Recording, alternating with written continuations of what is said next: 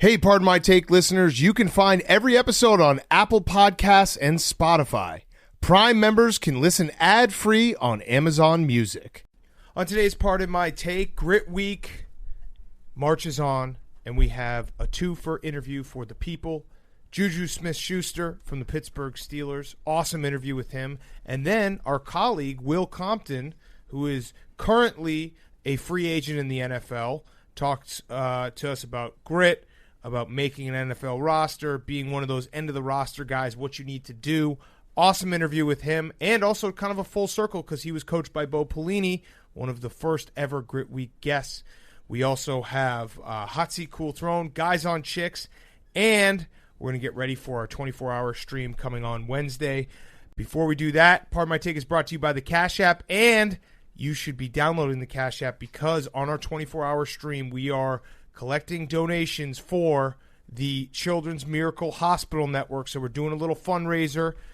You can send money to money sign Pardon My Take, and then we're going to dump all the money to the Children's Miracle Hospital Network at the end of the stream. So it will be fun to see how much money we can raise for a great cause. And Cash App is the best for that. Cash App is the best app in the world. It links directly to your bank account. We love the Cash App. You don't need to be face-to-face. You can send someone money remotely. It is the number one social distancing app. It's the number one app in our hearts. And, of course, when you download the Cash App, enter the referral code BARSTOOL, you get $10 for free. So go do that. Get $10 for free and send it to Pardon My Take, and we're going to send it to a great cause. And also a great cause, Cash App will send $10 to ASPCA. So download the Cash App from the App Store or Google Play Store today and get involved with the Cash App. Okay, let's go.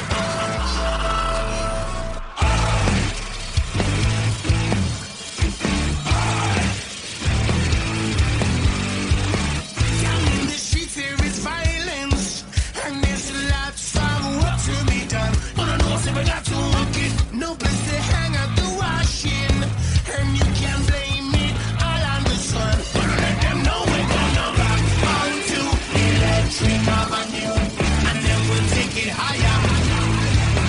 We're gonna rock onto Electric Avenue. Let's do it. It's Pardon My Take, presented by Welcome to Pardon My Take, presented by the Cash App. Go download it right now. Use code BARSTOOL. You get $10 for free, $10 for ASPCA. Today is Wednesday, July 29th. It is the day of our 24-hour grit stream. That's right. Hopefully you listen to this show in the morning because you're going to have 24 hours starting at noon of strictly Pardon My Take. Of dudes. It's just Dude Stream, sponsored by Dude Wipes. So, and Body Armor. And Bud Light. And Bud Light. So we've got, in addition to all the different activities we're going to do, which we'll get into in a second, I feel like we should discuss the hourly challenges that we will each be undertaking because there's been some debate going on back and forth about who has it the worst when it comes to these hourly challenges. Big Cat's going to be eating a hot dog. One hot dog every single hour. I will go back and forth between buns. I will probably eat more buns than less, but there will definitely be some hours that I raw dog it. He will be switching back and forth between his buns and his meat. Billy will be doing 26.2 miles. A marathon. He's doing a marathon over the course of the day. He's also on a treadmill. On a treadmill. He's also going to be trying to get a new topic trending every hour, wearing a T-shirt with that topic, and he's just going to have to keep every single T-shirt on. So change shirts or add an additional shirt every hour until he's wearing 24 T-shirts by the end of it. By the way, we should start you should, if everyone can help, the first one should just be Grit Stream. Yep, I like that. Grit Stream should be the first one at 12 o'clock to kick it off. So as soon as you wake up and hear this, let's start tweeting Grit Stream. We'll get it trending, get it ready. We also, this was, I don't even remember who came up with the idea that Billy was going to be on a treadmill, but it was a genius idea because we've essentially neutralized having to hang out with Billy for all 24 hours. It's we just put him away. We're like, it's like walking a dog. A good dog is a tired dog. Yep. Billy will be tired out, and we don't get full Billy the whole time. Billy has been trying to negotiate with me behind the scenes a little bit this week, trying to switch up tasks because I have to drink a beer at the top of every hour. One beer per hour. I'm still a little bit nervous about that. I don't think I've ever drank 24 beers over that long of a period of time before. Yep.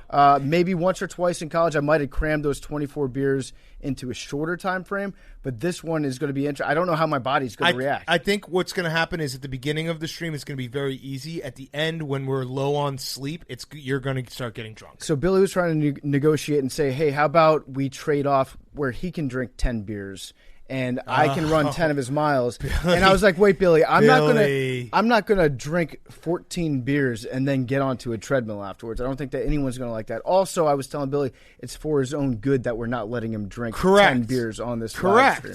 So and then Hank has to read a page out of a book every single hour. And that's the worst, actually. Yeah, that's the worst. And then it should be a Jane Austen novel. Jake is going to be doing a Rebellion pack of cards every single hour. So he's hoping for that Fauci card. Yeah, so it's gonna be I think Billy has it the worst.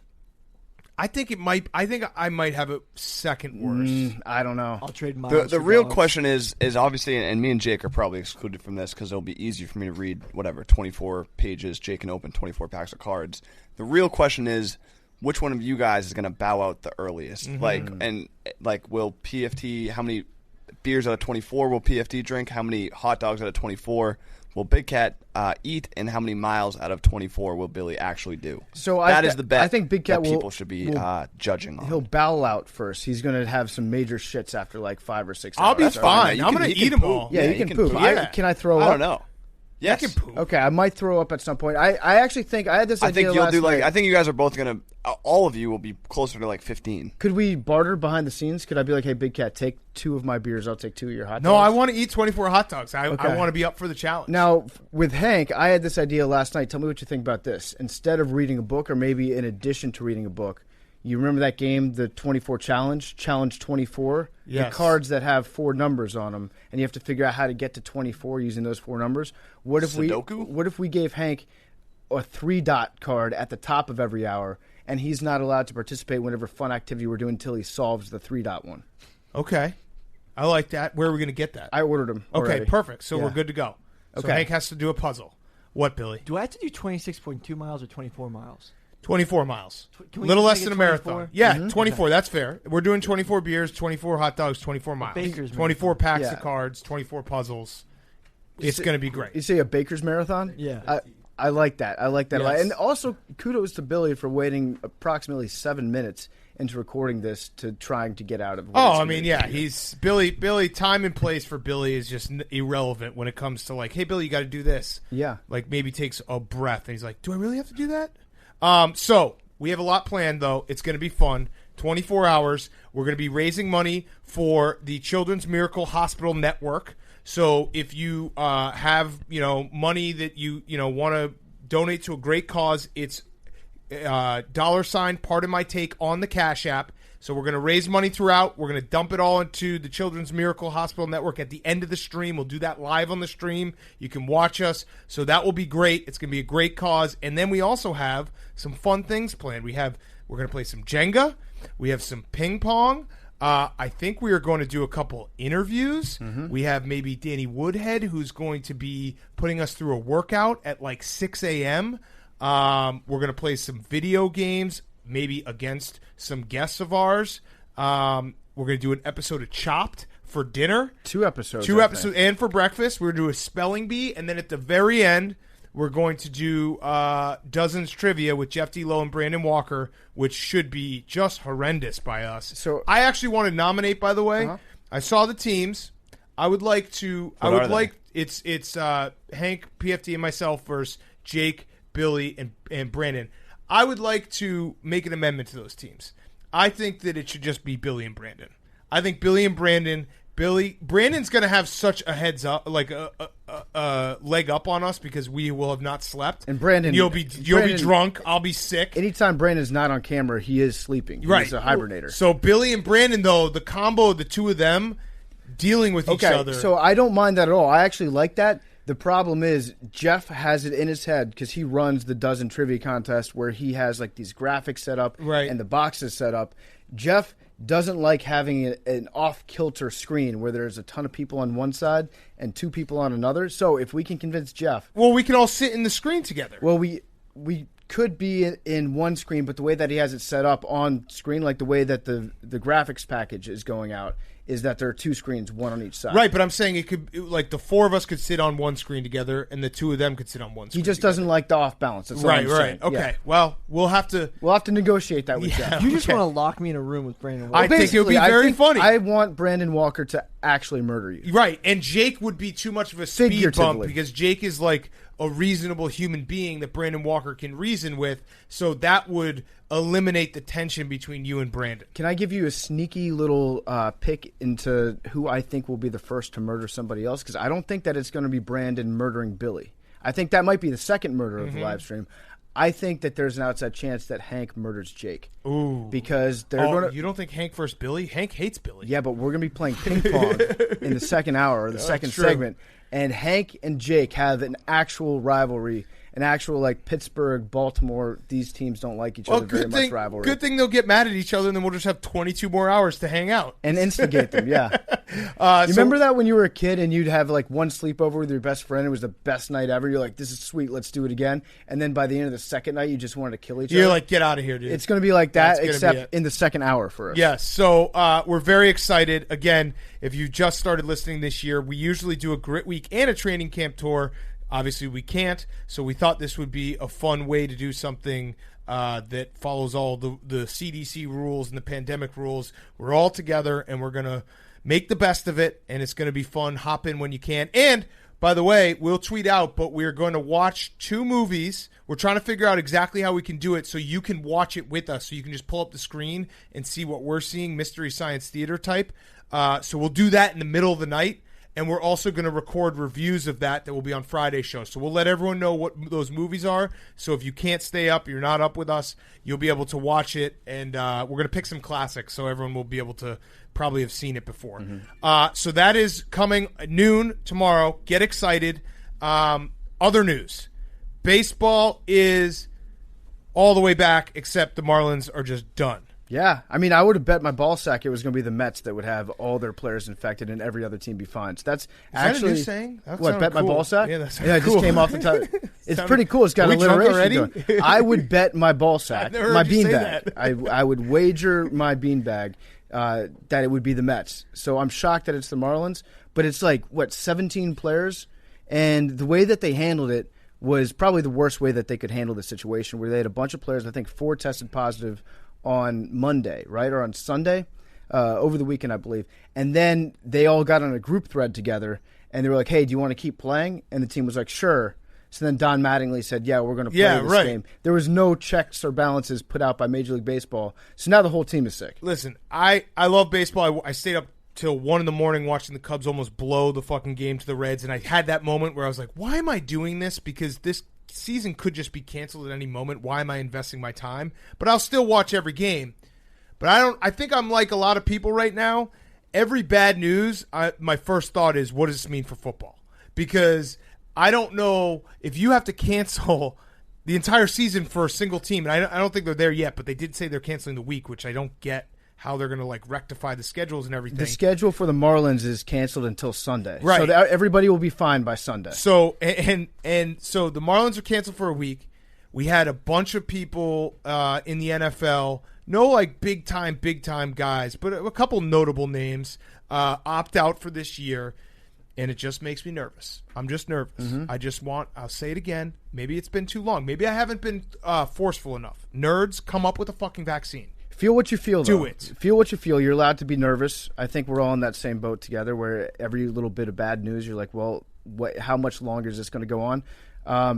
When you say no big names, you're kind of right, but the entire Patriots defense is basically, 5 or 6 guys? So do you think that this is Belichick being like, we'll just get Trevor Lawrence? Well, there was a quote given to Adam Schefter today from an anonymous GM, and it said, Bill is masterminding all of this somehow.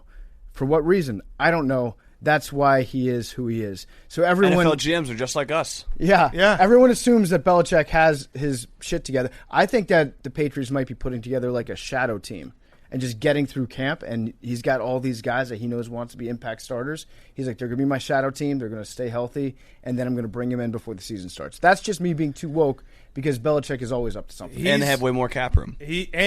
he also just doesn't. I mean, he has the ultimate whatever. Not like 100% job security. He has like double that. So he knows that he could probably tell his guys like, hey, if you don't want to play, you don't have to play. Look like a good guy. And then possibly draft Trevor Lawrence. Have we gotten the take from Gottlieb yet that all these players are dropping out on the Patriots because Cam Newton's a bad leader? Yeah, or they're just not having fun. Yeah. That's another one that could be coming. I don't get the Trevor Lawrence thing. Like the Patriots are the exact opposite of a team that would be like, we need Trevor Lawrence. It goes against everything. You don't need Trevor Lawrence, but it would be better to have Trevor Lawrence. But the like 6 players opting out, like the Patriots, they're like the Dolphins last year. Like everyone thinks they're going to be bad, but even when they're bad, they're going to yeah, they're not going to be in the tank Patrick conversation. Chung takes care of his body. Okay. Yeah. Don't you think he's also about to have a baby? Yeah. Oh, well, that makes sense. There are a lot of guys that are in like the high risk factor, right? Like if your BMI is over a certain point, which is not saying that you're not an excellent athlete because those guys are usually the best athletes. No, you see though, Eddie Goldman from the Bears opted out. I think the nose tackle from the Vikings opted out. Yeah. Like some of the bigger guys are probably like, yeah, this is not worth it. Marquise Goodwin opted out from the Eagles, so they're back to having no wide receivers Which is again. perfect. They're ready to go. I actually think that Goodwin is he's saying I'm going to train for the Olympics next summer. I was wondering this: if you opt out, like David Price, right? He opted out. If the Dodgers, which they will make the playoffs if the playoffs happen, can he just be like, fuck it, I'm opting back in, I want a chance at a ring? There are probably some rules around that, I would imagine. Because that would be the ultimate, like, I'm going to opt out, and I'll just wait and see how my team does, and then I'll opt the fuck back in. I mean, Roger Clemens did that for 4 years. Right. Brett Favre did that several times. It's kind of a genius thing to do. The more people do opt out, the more I start thinking, maybe, you know what? Maybe Brett Favre could come back. Yes. You might have another year left in him. I'm getting nervous. I am not. There's also this, you get like 1 million retweets now on Twitter to be like, why are sports media people rooting against sports happening? It's like, I don't think anyone's really doing that. I think we're just nervous. We just don't. It's an unknown. I'll be the first to admit that I have no idea what's going to happen, and that makes me terrified. I'll be the first to admit that I have no idea what's happening, but I am very much rooting for there to be a football season. Yes, if there's a football season, I'll be happy. There's zero part of me that doesn't want football to be played, but I also don't know what's going on, and it sucks. So yeah, it's just one step forward, 2 steps back every single time. So there should be a punishment for the Marlins or for baseball. I don't know, because you could make the argument that it's not necessarily the Marlins' fault, because most baseball players would say, yes, we want to play this weekend. You know, right? I don't think that most players, maybe a few here or there, would say no, I don't want to show up. But for the most part, they want to play baseball. So do you punish Mattingly? But he's not like an infectious disease expert. No. Do you punish baseball? I say you punish Derek Jeter. Okay. I think that's fair. You make Derek Jeter go out there and he plays. I like that. Yeah. Or like an old timer. Tell me you wouldn't watch a game where the Marlins, it was just like Derek Jeter, Gary Sheffield, all the old Marlins fucking superstars getting out there and just whiffing on every pitch. Yeah. As long as it's just nice to see sports. It's nice to have like the ability to go home and be like, oh, there's a sports game coming on, and I'm just scared that it's going to be taken away from us. Although the bubble life seems to be working because NBA is going to start on Thursday. And it feels like they're good. Knock on wood. Because I did start Monday's show saying baseball's all the way back, and then it was like, boom, the Marlins have been canceled. Well, I think when you see the bubble life, it's worked for MLS. It's worked for the women's soccer league. Did it? I think MLS have they done it? MLS season is officially over. Okay. Somebody won. Who Actually, won? that's not true. Is it? It's still going. They play their games at like 1:30. Good job, MLS. You did it. MLS plays their games as if it's a Korean World Cup soccer match at like 1:30 in the morning. I can't keep track of when it's going on. But MLS, I don't think they've had a single positive case after people have been like quarantined in the bubble. Yeah. So hopefully it works. By the way, the talking soccer at 2:45 tomorrow, Swansea's got their game to try to get to the final game before they can go up. The semifinal is to reach the peak of the lower league. Correct. I like that. We'll have that on. We won't be able to show it on the stream, but we'll have it on somewhere in the stream. Okay. All right. So let's get to Hot Seat Cool Throne before we get to JuJu Smith-Schuster and Will Compton. Grit Week 2020 is here, and while it may be a little different this year, our friends at Bud Light want to keep it, help keep it special. That's why they're giving away a custom Grit Week fridge, just like the one we have in studio, to a lucky AWL, the stock full of ice-cold Bud Lights. All you have to do is tweet hashtag GritFridge and hashtag sweepstakes on Twitter. Again, tweet hashtag GritFridge and hashtag sweepstakes to enter. No purchase necessary. Open to U.S. residents 21 plus. Ends 7/30/20. See official rules at budlight.com/gritfridge for more details. Do it. Our great friends at Bud Light. Hashtag GritFridge. Hashtag sweepstakes. Okay, hot seat, cool throne, Hank. My hot seat is the Chainsmokers. Why? They had a quote-unquote social distance concert in the Hamptons last weekend, and they, like, for whatever reason, put out a video themselves being like, look at how successful this social distance concert was. It was a drive-in, and everyone had to stay in their own camps 6 feet apart from everyone. And in the video, you don't see any cars. You just see, it looks like a regular concert. People, like, wall-to-wall, right next to each other, freaking out. Their hit song is Closer, not like maintain a safe distance away from me.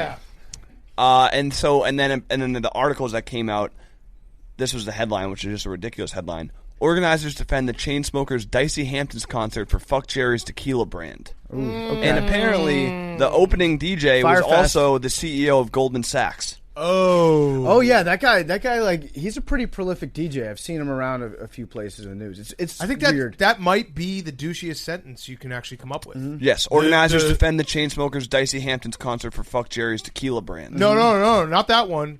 Opening set done by DJ, who's also an executive at Goldman Sachs. The CEO of Goldman Sachs did a DJ set in the Hamptons, opening for the Chainsmokers. That's the douchiest sentence ever created in the English language. It sounds like a Gary V. Mad Lib.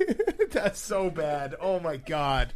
Holy shit. Maybe you should just add, like, as an undercard for a Paul Brothers fight. Yeah. But yeah, they're in the hot seat big time. People are mad. Cuomo's mad. Everyone's mad. And then my cool throne is is nipples leaking, or his nipple ring. I saw his tweet. I don't know how his nipples were going for that tweet. And the cool throne is LeBron, literally. So you guys, I'm sure you guys have seen how they're doing the NBA media interviews, and they'll tweet, like, the behind the scenes of, like, a player sitting on a stool in front of a Zoom call. LeBron was literally sitting in a throne. And, like, he was like, I need to lower my chair. Someone was like, hey, it looks like you're sitting in a throne. And he said, absolutely not. It's one of these hallway chairs everyone sits in. Frank Vogel did the next interview. He was back in the stool. So it was literally only LeBron James that was sitting in the throne, and he was acting like it was like, oh, yeah, this was a coincidence, total coincidence. Okay, I need to look up and see if this was actually a throne. Look, yes, please. LeBron throne. Okay. Let's see. I like it, though. LeBron sits in throne like. This is from LeBronWire.com. Oh, no, that's a throne. No, you know what it is? It's one of the lobby. It's a lobby chair. Hallway chairs. No, it's a lobby chair. It's a lobby chair. It's a lobby chair. It does look very throne-ish. You're right, because it's got the red velvet on there. By the way, I had no idea that USA Today had a website. Like, a subsection of USA Today is called LeBronWire.usatoday.com. Look at Frank Vogel's chair. That's immediately after. He's sitting in, like, a children's kitchen chair. It is a lobby chair. I respect the hate, Hank. I think you're on the right path. Did you see that video of LeBron pulling out a big sack of ice from just right on his penis? He was just sitting on the sidelines in a game and just had an ice pack on his penis. Damn, he's got the grays too in his beard, big time. That's just saying. Washed king, not anymore. He's not getting any younger. All right, PFT, what's your hot seat, cool throne? My hot seat, actually, Hank, is Taco Tuesday, because there was an NBA Reddit account. It's it's angry /angry centrist. So probably putting up some threads on Twitter. Cool. Yeah, seems like probably works for the Lincoln Project, I would imagine. So he did a statistical analysis of every single LeBron James game played on a Tuesday night before the Taco Tuesday era and then during the Taco Tuesday era. I like what these. he found might shock you. He found out that pre-Taco Tuesday, he had a win percentage that was 4% higher than normal. So Tuesday nights were LeBron James nights. He would win at a higher clip than he would any other night of the week almost.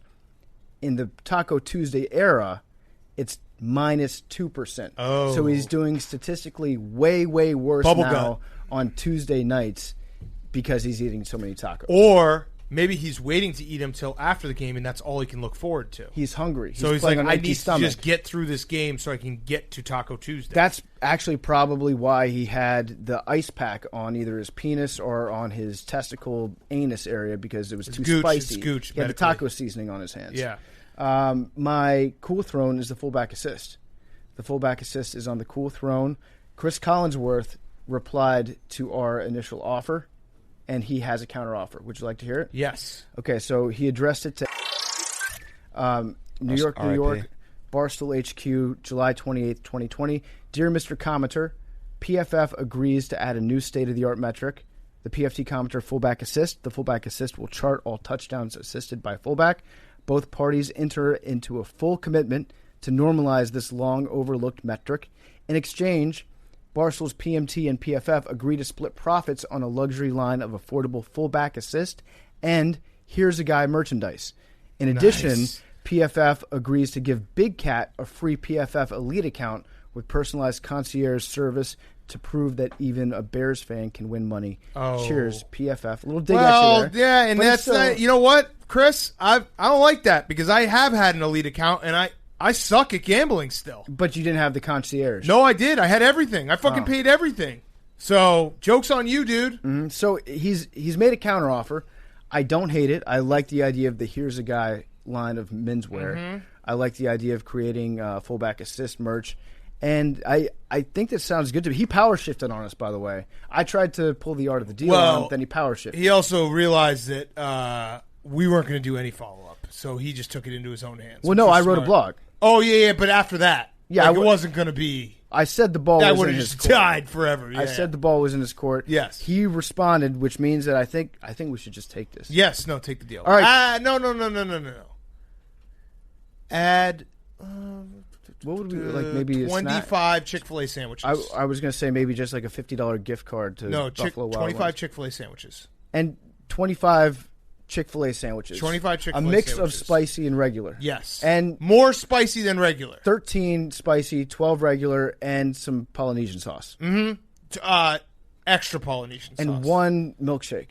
That could be Yes. your choice. Yes. Flavor is up to you, Chris. Yes. The Okay. ball is in your court. Deal. Done. All right, my hot seat is Aaron Rodgers. I don't know if you guys saw, but he has taken to the bottle, which, scary stuff. He said that when he found out that Jordan Love got drafted, he used some tequila to cope. So, problem drinking. I thought he said that he liked scotch. Yeah. So he's Problem drinking. He's mixing his liquors problem right now. drinking. He was like, I need the hard stuff. Uh-huh. I'm going to the tequila. So, I don't know. I'm just reporting what I heard. I'm not making a decision one way or the other. Just ask yourself if you're a Packers fan, do you have a problem? He broke up with his girlfriend. She might have put a crystal curse on him. He's getting older. You just drafted Jordan Love. He's drinking way too much tequila. Is there a problem? I think it doesn't bode well for him. He's going to be very, very wobbly on that bike ride out to Lambeau Field with the kids this year. Yes. And then my other hot seat is all of us because we had to basically live with a getting a FaceTime. We had to live with a Clay Travis versus Darren Ravel feud on Twitter. That was tough to wake up in the morning. That was hell. Hell. When I opened up Twitter before who's FaceTiming? Trying to do some kid time. Oh, okay. You know, being a dad. Yeah. That tweet. What was that tweet that I retweeted? Who's that guy? The rapper. People said that I needed to get him on. Currency, dude. Yeah, would love to get Currency on. Can we get him on? What was the tweet that he said? He's like, my kid doesn't even realize it. You tell me. Yeah, hold on, I'll find it. When did your kid learn how to use FaceTime? It's not my kid who's using the Impressive. FaceTime. Yeah.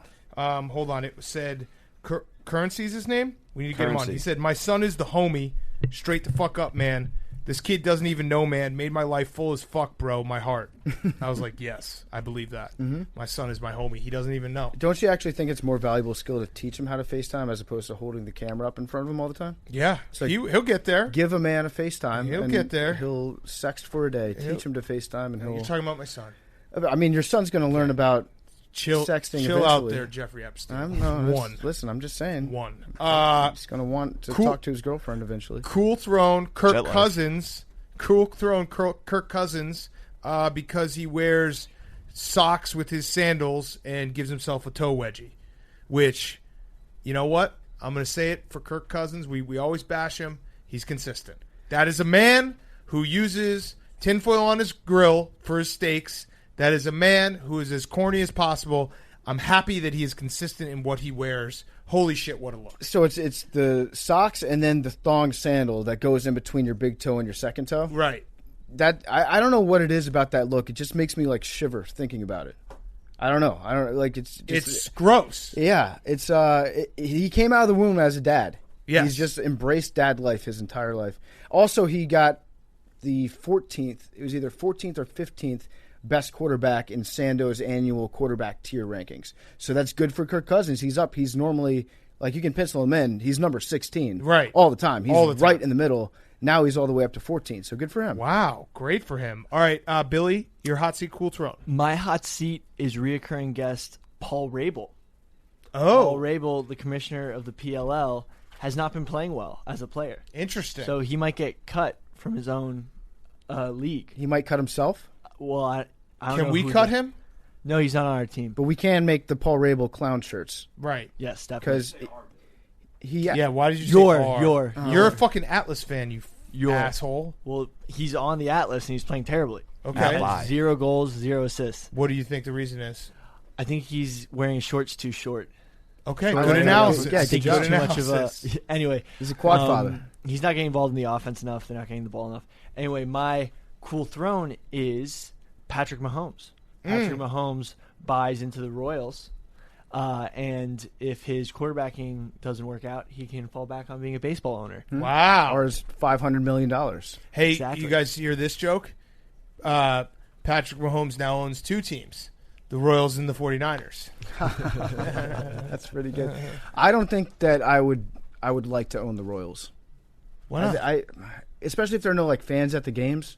I think that'd just be Well, like it's a not lot, going to be forever. it'd be a lot of I paperwork. don't think he's just buying it for this 60-game season. Yeah, just going and having to watch like 163 Royals games. Dude, it's right next to the facility. Yeah, still. Baseball team I'm in for. I'd buy a baseball team. Honestly, like the owner's box after a practice, just like with all the food there, Right. It's not even for the It baseball. really is it's the for same. amenities. They never show. They don't really show it when they show Arrowhead. They don't show the Kauffman Stadium's right there, but it is right there. So I think if you're going to buy in on a team, you might as well have it right next to your job anyway. He's definitely going to try to play at some point, right? Yeah, he's got to. Or he's going to at Spring least training. throw batting practice. Yes, absolutely. Is that the first owner player in sports? Well, LeBron, I think, under the table has taken money from the Cavs, Jackie Moon. the Heat, the Lakers, all those. Nice. Yeah. I think also there's a bunch of. No, I don't know. Player coaches, but not owner players. Jerry Richardson. Who owns the Nets with Jay-Z? I thought there was like a whole group and maybe a couple players. That's from a other sports. Russians. A Russian billionaire. No, I know he DJ. does, but I'm saying like Jay-Z and then I don't know. Okay, we'll look into it. The Billy. Williams sisters own part of the Dolphins, I believe. Who?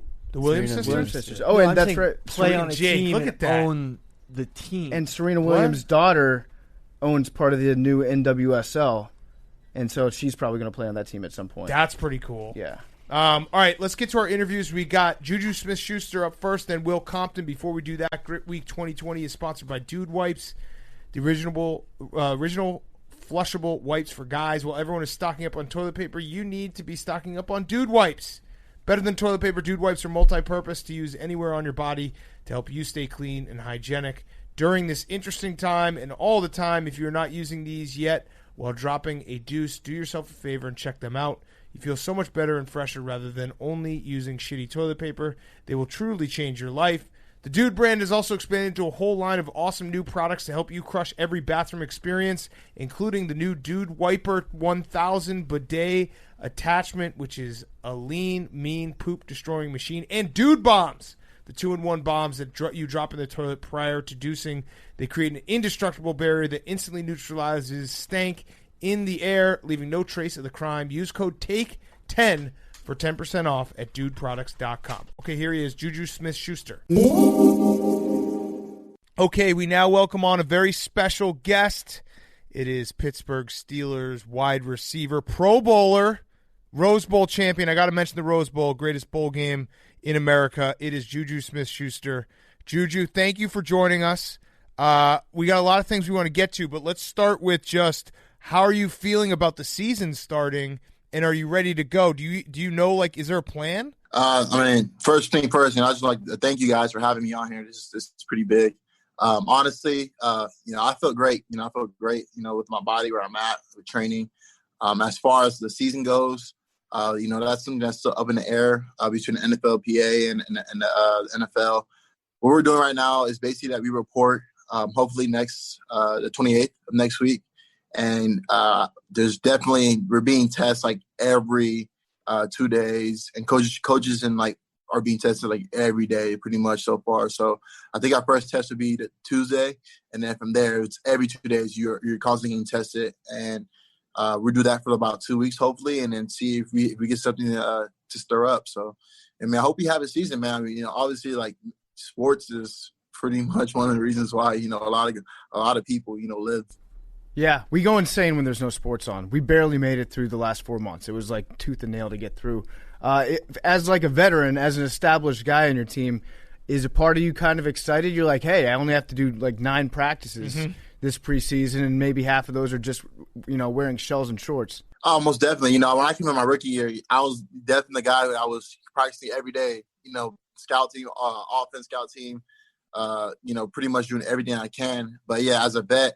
My practice and my playing time is not as a lot as I would want it to be, but that's just how it is during the preseason. So you'll see very few of me during the preseason, and then when the season starts, that's when we get rolling. So, Big Ben, have you thrown the ball with him? He's looking so skinny. What the hell happened? Do you guys actually call him Big Ben now, or what do you guys call him? Well, we call him Ben. He's like Slim Ben. Yeah, Slim Ben. Have you ever seen him in a walking boot? I've never seen him in a walking boot. That's a lie. Not true. You're lying. That's fine. He keeps walking boots in his closet like they're Tim's. Yeah, he just slaps one on in the morning. He's like, yeah, it feels like a walking boot day. Come on. But with this off season, we've been working together. That's something that he brought us together as as a team, as a unit, just to talk to us, and also to throw and work out. And that's something that working with him this off season, he's pretty much back to where he's at. Back to 100%. As you guys know, he lost some weight, and that's probably the better for for him and the better for our team. So I'm super excited what he's going to bring to the table. Like I said, he will always be Big Ben to the Steelers fans. Yeah, I mean, the NFL is more fun with Ben in it. Does he, when he's in the huddle, what's he like? Is he ever like, fuck it, JuJu, just get open? Like, I'll fucking hit you, dude. Like, I'm gonna throw it wherever I want. Bro, I wish. I mean, I wish. In the huddle, he's more of like, come on, boys. Like, we've been here before. This is nothing new. This is just practice. We worked on it, since in day one. Like, especially when it goes to like 2-minute offense where we have to drive down and score. As a kid, I grew up watching him doing that, and then when I fast forward like 5-6 years later, I'm in the same huddle as him, and he's talking to me, and I was like, this is what it feels like. But it's fun, man. Like when you're in a huddle, you don't want to leave or let nobody down. So it's all about your teammates. Yeah. Was there a adjustment period learning how to play with him at quarterback? Because a lot of times you'll run your route, and then Ben will somehow have like 2 defensive ends on his shoulder pads, like a stray cat ran on the field and bit his leg, and he's dragging that around. He's got another guy around his waist, but he's still extending that play and looking for you downfield. Were there some times when you cut off a route and you're like, oh, he's sacked right now. Oh shit, he's still up. Yeah, man. With Ben, you just never know what's going to happen. It's hard to back him. Obviously with his size, and that's something that in practice we do a lot of scramble drills, a lot of drills that you pretty much are running, left and right. And I would say half of my plays that I've made this season is obviously off of just broken up plays. Yeah. How is Bougie doing, your dog? Very cute dog. Bougie's lit, man. I was just with him right now. He's with his girlfriend, Portia. They're hanging out. So your dog is cooler than I am. Dude, 223,000 Instagram followers. Bougie. And right now he's lit and he's hanging out with his girlfriend Portia. That sounds like better than anyone else is doing right now. Fuck. Man, that's awesome. How long have they been dating for? Honestly, I would say since they first met. So I would say about almost 2 years. That's what, 14 dog years? Bougie better put a ring on it. Oh, no, for sure. Bougie's, we're going to try to, get some babies out of them. I read that you played for Snoop Dogg as a head coach back in the day. Is that right? I did. Yeah, Snoop. What's he like as a head coach, compared to Mike Tomlin? Is Snoop Dogg a visor guy? Is he a big whistle guy? hi. I mean, maybe. Yeah. I mean, at the end of the day, it's like whatever he says, it doesn't really matter because he's Snoop Dogg. And our team that we had was legit. Like all the players we had on our team, we all pretty much went D1. Just because, you know, he had the most lit team. It was his league, and it was fun, man. I played with his son too, so it was a fun experience. I can see a little bit of similarity actually between Snoop Dogg and Tomlin in that, you know, they're probably polar opposites personality-wise, but they both have this ability to say things that don't really make sense, but you understand exactly what they mean when they say it. Yeah. Nah, for sure. I mean, one of the things is like, you know, one of the things that Coach Tomlin would say would just be like no matter like who you are, how you get here, doesn't matter. All that matters is that we got to go out there and win. And it's just like what we take out of that is just like, oh, we just got to win. That's it. The standard is the standard. Extra stuff, but he says it. But at the end of the day, like it gets all of us pumped up, fired up, and we go out there, we get the job done, we win a game, we go home, and that's it. Yeah. How many times a day do you think Mike Tomlin says at the end of the day? I don't even know. That's a good question. You should count. You should bring a clicker like they use at bars to count people and just kind of time them out one day. Yeah. Probably like 5 or 6, 10. Yeah, I'd say 20. probably double figures. Does he ever say shit that you're just like, what is he talking about? We've done a couple segments, Mike Tomlin quotes, because I think he's one of those coaches that he's obviously a big-time player coach, but then sometimes he'll say something very relatable, actually, where in your head it's like, this is going to be profound, and then it comes out and you're like, wait, what did he just say? What was the big one that we had last year? I mean, he came up with the standard the standard. The Red Barn thing, remember? He had something about, fuck, now I can't think of it. I'll painting, think of it. Something, yeah. Bring your own paint if you want a barn. I don't know. Does he have quotes that you're just like, wait, what is he saying right now? I don't fully follow, but I know his heart's in the right place. I mean, when you have someone who's been coaching for you for the past 3 years, you know, you kind of like, it's repetitive. You know, you hear the same things. You know, some things may change a little bit, but at the end of the day, so like when someone gets in trouble or like someone gets like a fine, all he says is bang, bang.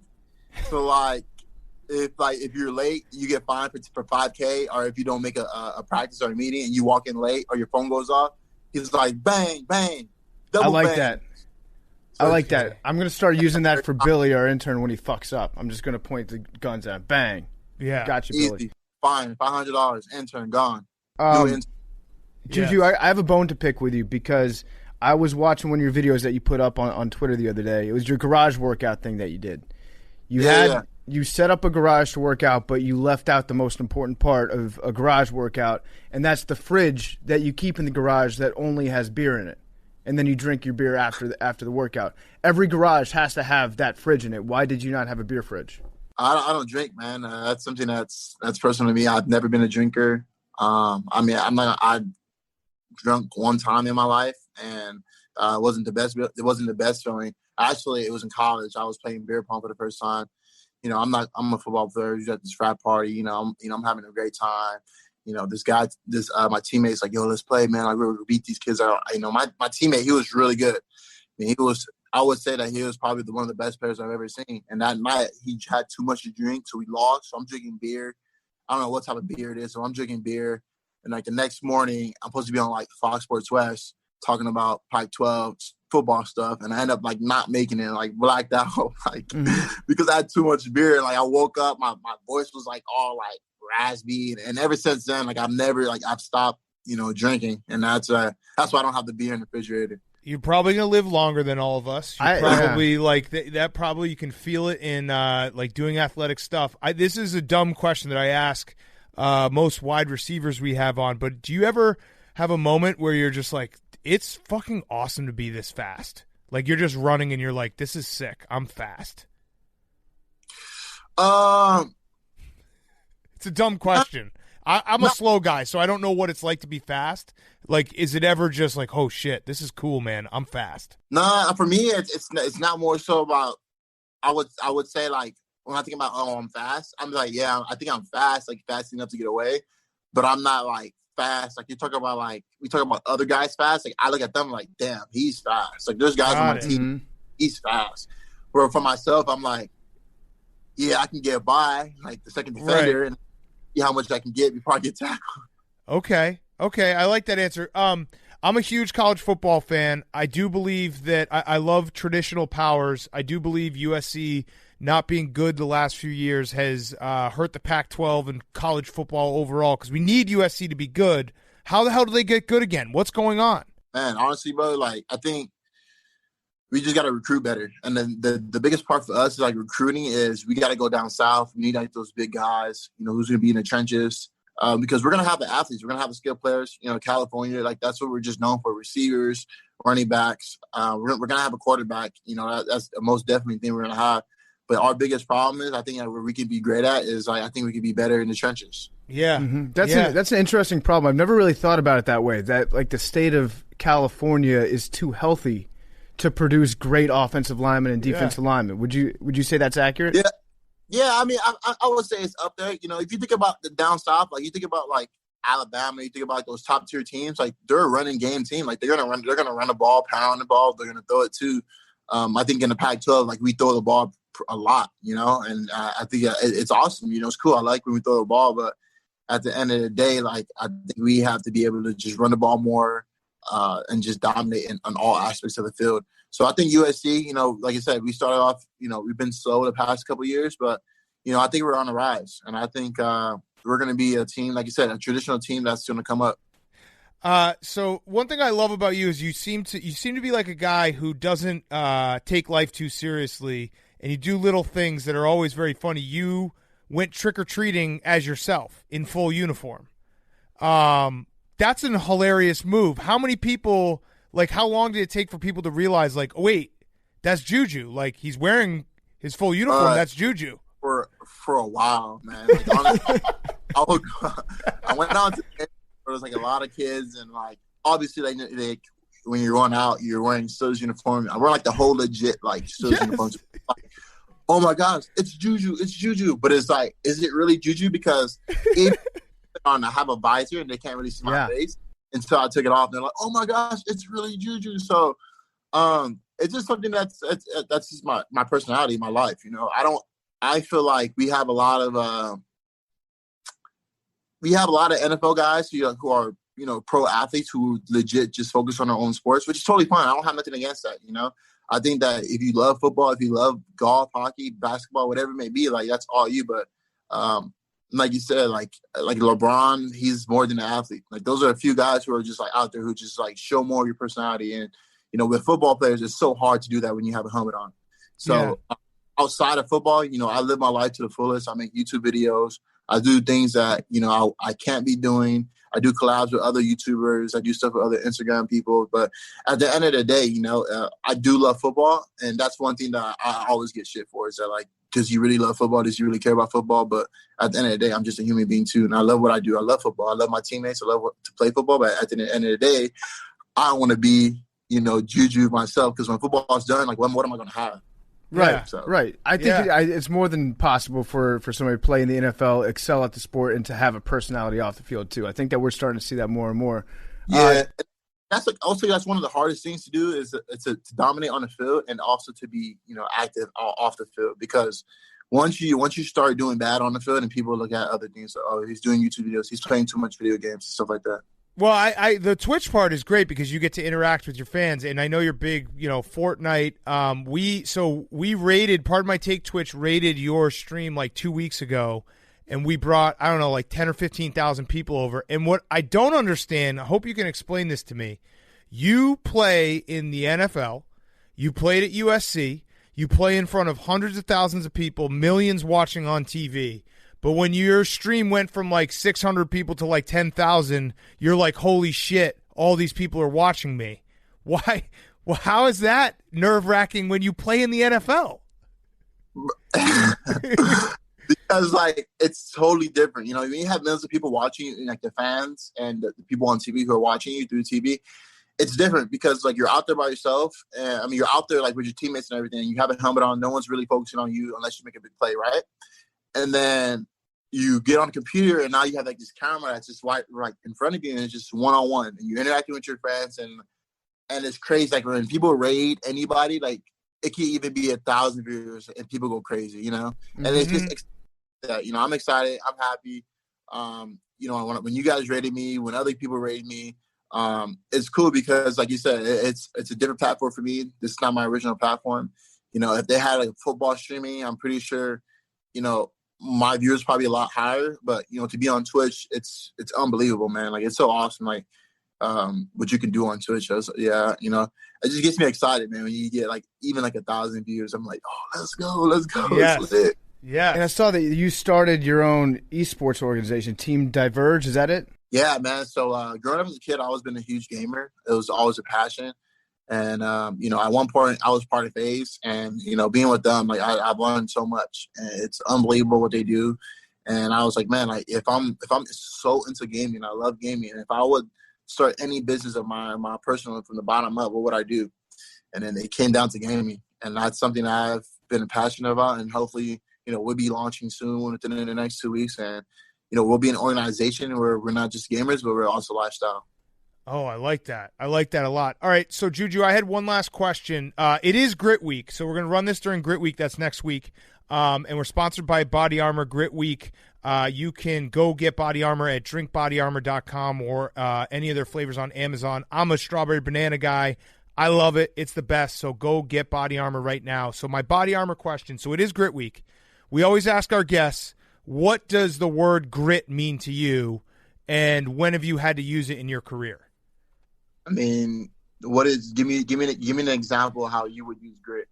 All right, well, making a team, or you know, what it takes to be excellent in the NFL, like that extra bit when your talent doesn't get all the way you know what I mean? Like when your talent isn't enough, you have to put in that extra work, that extra effort.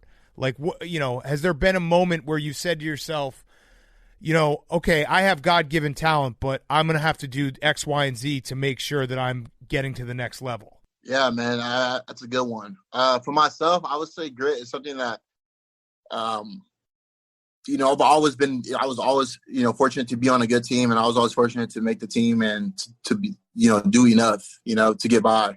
And then when I got to NFL, like that's when I had to like face, you know, adversity, and that's when grit came into my life because, you know, I was put on a team on the side of me where, you know, I had AB, I had Le'Veon, I had Big Ben, I had, you know, James Conner coming in. He's from Pitt. I had so many other, you know, Martavis Bryant. We have so many other skilled players that I've never, ever had to face of, like, not starting a game. Like, my whole life, I've always started a football game, whether if I was Pop Warner going to high school, I was always top tier, number one. And when I got to NFL, I kind of got, like, sit down. Like, you're not starting this game. And it even got to the point where, like, am I even going to suit up this game? And that's probably one of the hardest things I've had to face, you know, being behind, you know, AB, Martavis Bryant, and, like, those guys, and Eli Rogers not being able to start a game. And that's where grit came in. Like, that's where I had to put in the extra work. That's where I had to, you know, stay after meetings, talk to my coach, put in the extra film mentally, you know, because that's the only way I was going to play. It wasn't the physicality. It wasn't the mental things. Like, I had all that. Like, that came to me gifted. I was naturally with that. The only thing that was the hardest part was how much do you know of the playbook? How much playbook do you know? Like, where can you play? Where do I fit in this? And that's an example of grit, being able to know all the positions and all of the players, you know, on the team, because at the end of the day, you know, like, everyone's is a savage, and everyone's going to get their way. I like that answer. I like that answer a lot. We're going to let you go. Before we do, let me just grab one quick headline out of you. What is your record going to be this year? Is it going to be 11-5 or 12-4? Ooh. You said 11-5 and 12-4? Mm-hmm. Which one am I taking? Yeah. Man, I'm going with the 13-3. 13-3, even better. 13-3. I gotta find these. I really want to go back down the rabbit hole. Next time you come on, here it is. If you have red paint, you paint your barn in red. That was a Mike Tomlin quote. Oh yeah, he was talking about Mason Rudolph getting into the game. Yeah, yeah. If you have red paint, you paint your barn in red. Simple as could be. I mean, that saying is that, like, I don't even know what. right. It's Mike Tomlin quotes. Yes. I'm trying to put something together. That's like, okay, if you have a 14-yard route, run your route at 14. Okay. Yeah. I think the context of that quote was Mason Rudolph is our starting quarterback this week, so we're going to start Mason Rudolph. Yeah, he also had, I think, about Duck, like he hasn't killed us yet. I hope he doesn't kill us, or something like that. It's like, what's going on? Yeah. I love Mike Tomlin. He's the best. That's awesome. Yo, and the best flavor is probably watermelon for Body Armor. Ooh, Oh, yeah. okay, perfect. I actually like that one too. We like strawberry banana and the watermelon too. Yes. Yeah, strawberry banana, watermelon is go-to. All right, well, JuJu, thank you so much, man. This has been awesome, and let us know when we're down to play some video games. Let's do it. Let's do it, man. Thank you. I appreciate it. That interview with JuJu was brought to you by our great friends over at 3Chi. You've heard us talk about 3Chi on this show. Who knows? We might even sample it a little bit during the live stream. But 3Chi is a wonderful, wonderful company, and they make awesome products. 3Chi, they're the ones I'm telling you, start out with a half gummy until you realize how it hits you. Then you can go upgrade to a full gummy, gummy and a half, that sort of thing. 3Chi makes Delta 8 THC. What is Delta 8 THC, you might ask? Well, it's a lot like Delta 9, which is what you might buy off the street as a street drug. But Delta 8 THC, Billy just gave me a puzzle. Billy, you never purchased street drugs in your life. Never. Delta 9 THC is the stuff that you see that you smoke. That's the stuff that you probably grew up either smoking or hearing about smoking. Delta 8 is very similar to Delta 9. 3Chi actually invented it. It's a perfect hybrid of CBD and Delta 9, so it gives you a similar buzz and all the medicinal effects of Delta 9 without the laziness, the anxiety, the paranoia, or the mental fogginess. Delta 8 is a federally legal version of THC. It's a perfect substitute for anyone that uses Delta 9 who wants the same great feelings without the negative side effects. Delta 8 is going to have you feeling amazing. You're going to be functional, though. You're going to be clear-headed. You're not going to be lazy, and you're not going to be paranoid. Not only do they have the gummies, they've also got the vapes. They've got the tinctures. They've got the oils, so you can make your own edibles if you want them. 3Chi isn't just the best in the Delta 8 industry. They actually invented the industry. Their Delta 8 THC is 100% hemp-derived. It's federally legal again, and it's available online at the number 3chi.com. 3chi.com. That's the number 3chi.com. And at select retailers around the country. You have to be 21 to purchase for good reason because it makes you feel awesome. Go to 3chi.com, and I'm going to give you a special discount, 5% off your order. You can get gummies, vapes, tinctures, and oils. I've had the oils. I've had the gummies. I've had the vapes. They're all great products. I put my word on that. PMT at checkout. You're going to get 5% off your order. Use promo code PMT at checkout, 5% off your order. And now, our good friend Will Compton. Okay, Grit Week. We now welcome on our coworker. He has played in the NFL. He played for Bo Pelini at Nebraska. Currently a free agent, so someone sign him. Also a podcaster, Bussin' with the Boys with Taylor Luan. It is Will Compton. Will, I got to say, we got to start with Grit Week. Dude Wipe is our product. Do you use Dude Wipes? I do not, but I've been seeing, I've heard you guys. I actually listened Let's to try your that again. interview. Hey, I know, Will, you're new to the podcast. Let's try it again. Hey, we got Will Compton on, Washington, the Washington football team's legend. He is one of the best free agent linebackers available in the game, and he's a podcaster. Will, how much do you love Dude Wipes? Dude Wipes are incredible. I use them anytime at the facility. I brought a box in last year for the boys. Everybody loved it. Everyone's wiping their ass. Didn't even need to take a shit. Everybody's just wiping. Yes. So use code TAKE10 for 10% off at dudeproducts.com. Great answer. That was totally not even planned. No, I wipe before I take a shit. That's how much I love these things. Will, we wanted to have you on Grit Week because we read your blog to the gritty undrafted NFL players, and we thought it was awesome.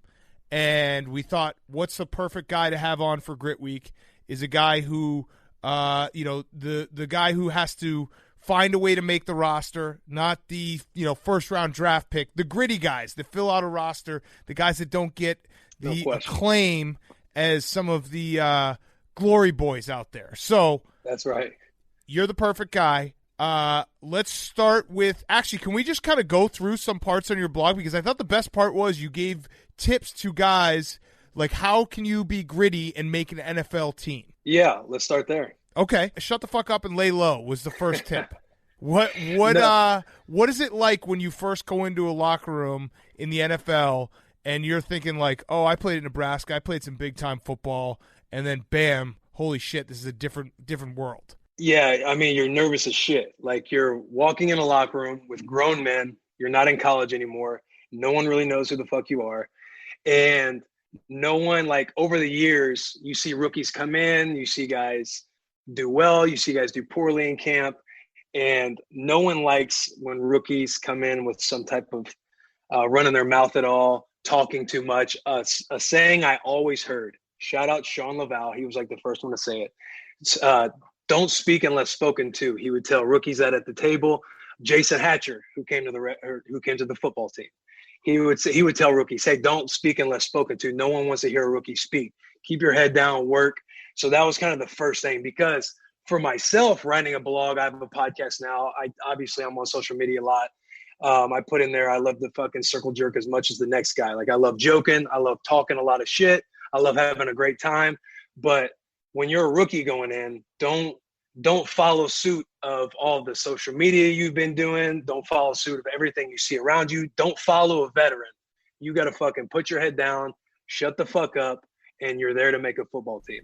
Mm-hmm. So where does the line get drawn? Because I know a lot of players come in, especially if they're a high pick. You were undrafted, but if they're a high pick, they come in, they've got some pride, right? They've got like almost like a small sense of entitlement sometimes, especially if they're a high first-round pick. Where does that line get drawn between like, hey, you can stand up for yourself, you have to respect me as a human being, and yeah, I'm a rookie, I'm going to shut up and do whatever the fuck you ask me to do and keep my mouth shut? Yeah, I mean, it never really gets that disrespectful. It's kind of just assumed that you understand, and if you don't, as you guys know, like sitting around a table with all the boys, like somebody gets chirped at and jokes on, and usually guys are able to take jokes well. But if you're somebody who has, like, say for instance, you go up on for a rookie skit, and you're like, "What's your signing bonus?" And somebody's like, $1 million. Everybody just starts going crazy, like, "Oh shit, he's a paid guy," blah blah blah. Like, veterans don't care how much like a rookie comes in, because that guy who's like a high round draft pick, like, you still got to prove yourself. And a lot of those guys understand that. Like, we actually just had AJ Brown on, and he actually seemed like an awful rookie, by the way. Arthur Juan, you're a shitty rookie. But apparently he was like, no, I'm not going to take no shit. Like, he's somebody that kind of was like, went against the grain. I want to say Dez Bryant might have been like that, saying, I'm not going to carry pads around and do this and that. But it's just kind of like the fraternity of entering in the NFL. Last year when I was on the Saints, this rookie, he didn't want to do a rookie skit. And if you suck at doing rookie skits and you don't have anything to perform or make fun of or do a presentation, they usually make you get up and sing. And this one rookie, he was actually an undrafted cat. It was tough to watch, dude. I just watched him basically crash and burn right there. I knew he was gone. And he didn't want to get up to sing, kind of the whole prideful thing, like, I'm not going to be disrespected, blah, blah, blah. And Demario Davis stood up. And I was only on the Saints for like 10 days. And Demario Davis stood up and kind of went off about how close the Saints were to a Super Bowl and how it came down. He started asking guys, hey, how many plays away were we from going to the Super Bowl? Hey, how many plays? Obviously that one play that everybody knows about. And he's like, it's not about yourself. Like, you're in this room, you're in an environment of a team. Like, Cameron Jordan spoke up in the back, and you kind of just felt that, like, dudes, the team policed themselves. And I'm sitting back listening to Demario, very well spoken cat, a lot of respect for Demario. And he's explaining to this rookie, like, hey, you got to get outside yourself. And I don't care what the fuck people tell you to do. Like, you're a rookie. You're doing it because you're on for the sake of the team, not your own individual self. Like, yeah, you're going to get laughed at and people are going to wad paper and throw it up at you and boo you off. And it's just part of it. Like, you're getting like initiated. You're part of the fraternity. Like, everyone's taking you in outside of that. Like, it's just part of the gig. We're doing this for the team, not your individual self. So that's where I guess I would explain a line being drawn, because that shit does happen. Guys get a little defensive and prideful about having to do something as small as like singing a song. Yeah. But when leadership stands up and speaks, like somebody like Demario and Cam Jordan, you got all those guys kind of standing up and speaking to you. Everybody kind of just shuts up and listens. What was your skit that you did? I made fun of all the coaches. So I would sit in the linebacker room, and I would kind of take mannerisms and stuff that my linebacker coach would do, like his one-liners, and I would mock him with a clicker with a laser pointer of how we watch film. I made fun of the D coordinator about how he presents film. And so I kind of just did a bunch of different coaches. And then I had guys kind of reenact like what they actually did in film, like if they had a dumb answer and how I would respond to them, whether it's somebody like London Fletcher compared to if somebody had the same answer if they were a rookie, and how I would shit on the rookie, but be like, oh, that makes a lot of sense, London. That makes a lot of sense. Mm-hmm. And I also did it on the Titans. I made fun of Vrabel. I had a great skit with Vrabel. Would you cut your dick off?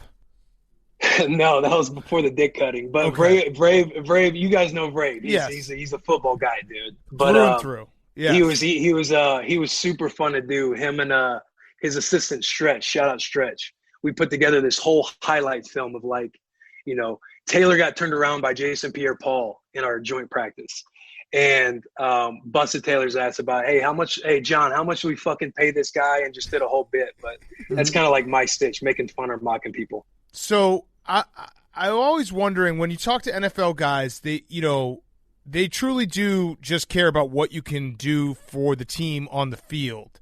As a guy who went in and, was, towards the end of the roster, was there a moment where some of the guys who've been there for a while looked at you and was like, wait, this guy can actually help us, and that like validates why you're there? Yeah, that's probably one of the better feelings to get as like a rookie, or going into my second year when I actually made the team, because the first year I was on practice squad. But when those vets come up to you, because when you go into camp and like guys who have been there, like your room is already predetermined. Not predetermined, but everybody kind of has a sense of like, when somebody gets drafted each year, and if it's a linebacker, you kind of understand that backer might be there. You're not thinking of any undrafted guy that they bring in. You already think your room is set. And then once you get there and you start witnessing like an underdog type guy showing out, and the coach talking about him in meetings and bringing him up, and then a vet comes over to you and talks about, hey man, like you can make this team, like you legit have a shot. And you don't know how stuff's going to work out. You can't think about that. Don't think about, are they going to keep an extra DB? Are they going to keep this? Like, just keep doing your thing, man, because I'm telling you, like, coach doesn't say this, or guys don't think this way about it.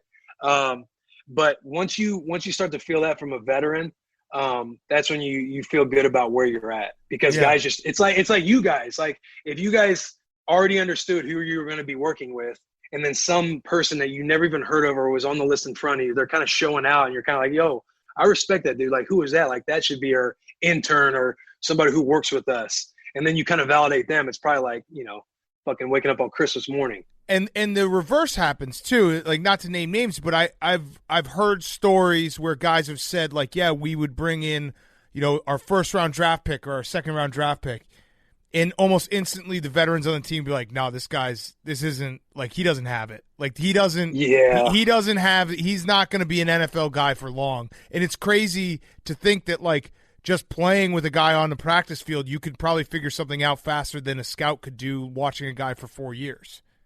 Yeah, for sure. I mean, obviously between players and like scouting department, players think scouts suck. Scouts tell players to probably stick to playing. There's always like that division of like who can judge talent and shit like that. Because as a player, you're like, yo, I fucking do this, blah, blah, blah. And then you got scouts who judge you and people in the media who could try and place you in a box. But yeah, like I always hate it for those high round guys who might not be tapping into their potential yet. And guys are already trying to say, use the word bust or something else, just because it's like, you just know it's a young mind still stepping into this grown man's game. So however he's being talked to, whether your arms around him or you're hyping him up or giving him confidence, like it affects everybody mentally. I mean, it's not like anybody's Superman in the head. Like everybody's susceptible to any kind of criticism. So it sucks to see when that happens. One of the things that I saw that you listed here was you need to get to know the special teams coach if you want to make the team as an undrafted guy. Obviously, special teams coach controls a lot of the numbers because he can be like, I use this dude on kick return, I use this dude on punt return, et cetera, and it kind of gives you a home. So in other words, you're saying like be a suck up, be a little bit of a suck up to the special teams coach. What did you do? Did you like bring Danny Smith extra packs of chewing gum, or like how did you get in with him? How I got in with him? Well, I was always. It took me a little bit to get to be a better special teams player because I didn't play it at Nebraska. and I wasn't the best special teamer. That's probably why I was on practice squad my first year, because I was always solid at playing linebacker. Like, I could back up every spot, but special teams I was struggling for whatever reason. In my second year, Adam Hayward took me under his wing. Shout out the boy Adam Hayward. And he's like a menace. He was like a menace special teamer, played like 9-10 years in the league. And he was brought to the Washington football team as a special teamer. And so Adam and I were super tight. He kind of took me under his wing. So the fact that I was around him and he would joke with me and tell the special teams coach, like, no, coach, like, I got him. He's my guy, blah, blah, blah, this and that. That helped me out. I wasn't necessarily a suck up, but, you know, you gotta have some good jokes in the old belt. You have to play the game, man. Hey, PFT, you know, you going into the world of football, like you're trying to rub some elbows every now and then. You got to learn how to play the game without seeming too much like a tryhard. Yeah, Yes. me and Pep, we were just playing grab ass for a while on the sidelines there because I knew that at the end of the day he was going to be the one who decided if I made the team or not. Yeah, if you're a fringe guy, they're going to ask the special teams coach, how is he at special teams? More specifically, the punt team, because that's the most trusted unit. And that's the coach that's going to kind of stand on the table for you. So you want to make sure he has good words to say, because if he shits on you and he's got a lot of respect in the coaching department, like, you know, you're going to be cut. That was my problem is they asked, like, how is he at special teams? And they're like, well, he sucks. That's his entire job is to play special teams, and he's not good at that. So it was tough for me. So Will, we always hear about guys, you know, hurt versus injured. And trying to make a roster, I'm sure you were in that spot a lot where you were banged up and had to show up and work. What was like the worst moment, the lowest moment when it comes to like, holy shit, I don't feel good, but I got to go in and I got to practice and I can't give up reps if I'm trying to make this team? No doubt. Yeah, that's a good question. And there's so much gray in that question because it's hard to judge how somebody's like feeling, because stuff that we might play through, some other guy can't. I mean, whether or not we want to say he's a pussy or not, it just is what it is. But my hardest moment, and probably my most pivotal moment, was my first year when I was obviously fighting to make any kind of part of the roster. I was 7th on the depth chart out of 7 linebackers. So there's a first team of 2, a second team of 2, a third team of 2, and then me. And it was brutal. It was very humbling. And you just realize that, oh, these guys aren't Bo Pelini, and they're not as close as Bo makes it sound, to where everyone knows who you are and they know I'm some heady, savvy football player. Like, no one gives a fuck. And the first day of training camp, Keenan Robinson tore his pec. The first day. He was out the year before with a pec injury. And the next year at training camp, it was supposed to be like him and London Fletcher, and he tears his pec. So immediately I go up to the 3s. And there was another undrafted cat ahead of me named Jeremy Kimbrough. And in the second week of training camp, Kimbrough strains his hamstring. And so I now get to move up with the 2s. And mind you, all summer long, I'm breaking down the Redskins offense because I'm trying to figure out Shanahan, McVay, LaFleur. They were all on the offensive staff. I'm trying to figure out every tendency that they have based on what they're going to try to get better at in practice during training camp, which is going to be some fundamental stuff. But I knew that the couple reps I would get in practice, I had to be perfect at those reps. I had to like vocalize. Like, if I knew what the play was, like, I was going to just fucking scream it and yell it. And if it worked out, if I'm yelling, hey, watch play pass, blah, blah, blah, and it happens, you want coaches to know, like, yo, this guy kind of knows what the fuck he's doing out there. And so then I got thrusted into the 2s. And that week that I got thrusted into the 2s was the week leading up to my first preseason game. And I actually tear my hamstring that week. And I didn't know it at the time that I tore my hamstring. I just thought I had a really bad strain. I like woke up the next morning and I could like barely walk. And we go out to walk through. And like, you know, obviously all the undrafted, like all of us, we have to do the walkthrough. Like, we have to be the service team. And I kind of like weaseled my way into the back and didn't show face and kind of skipped the walkthrough because I was trying to figure out how I can get through and practice. Because in my mind, it's like, this is my opportunity. And I can't, this is fucked because my hamstring is fucked right now. So I went to a trainer that I trusted. I called him Dr. Evil. Shout out Dr. Evil. And I basically told him, I'm like, hey, do whatever we can to basically duct tape this thing to where I don't have a lot of flexion kicking up. And because I have to practice, like the guy ahead of me is out with an injury. He's, you know, running stuff on the side. Like, you know, he's an undrafted cat and he chose to, you know, do rehab and stuff. Like, this is my chance to show stuff. So he like tapes me up. I'm taking Toradol. I'm doing the shit that guys, obviously you read bad stuff on that you don't necessarily, that's not the healthiest route to go. I'm not saying everybody needs to do that. But that's what I chose because the most important thing at that time was making the Redskins, the football team's football team.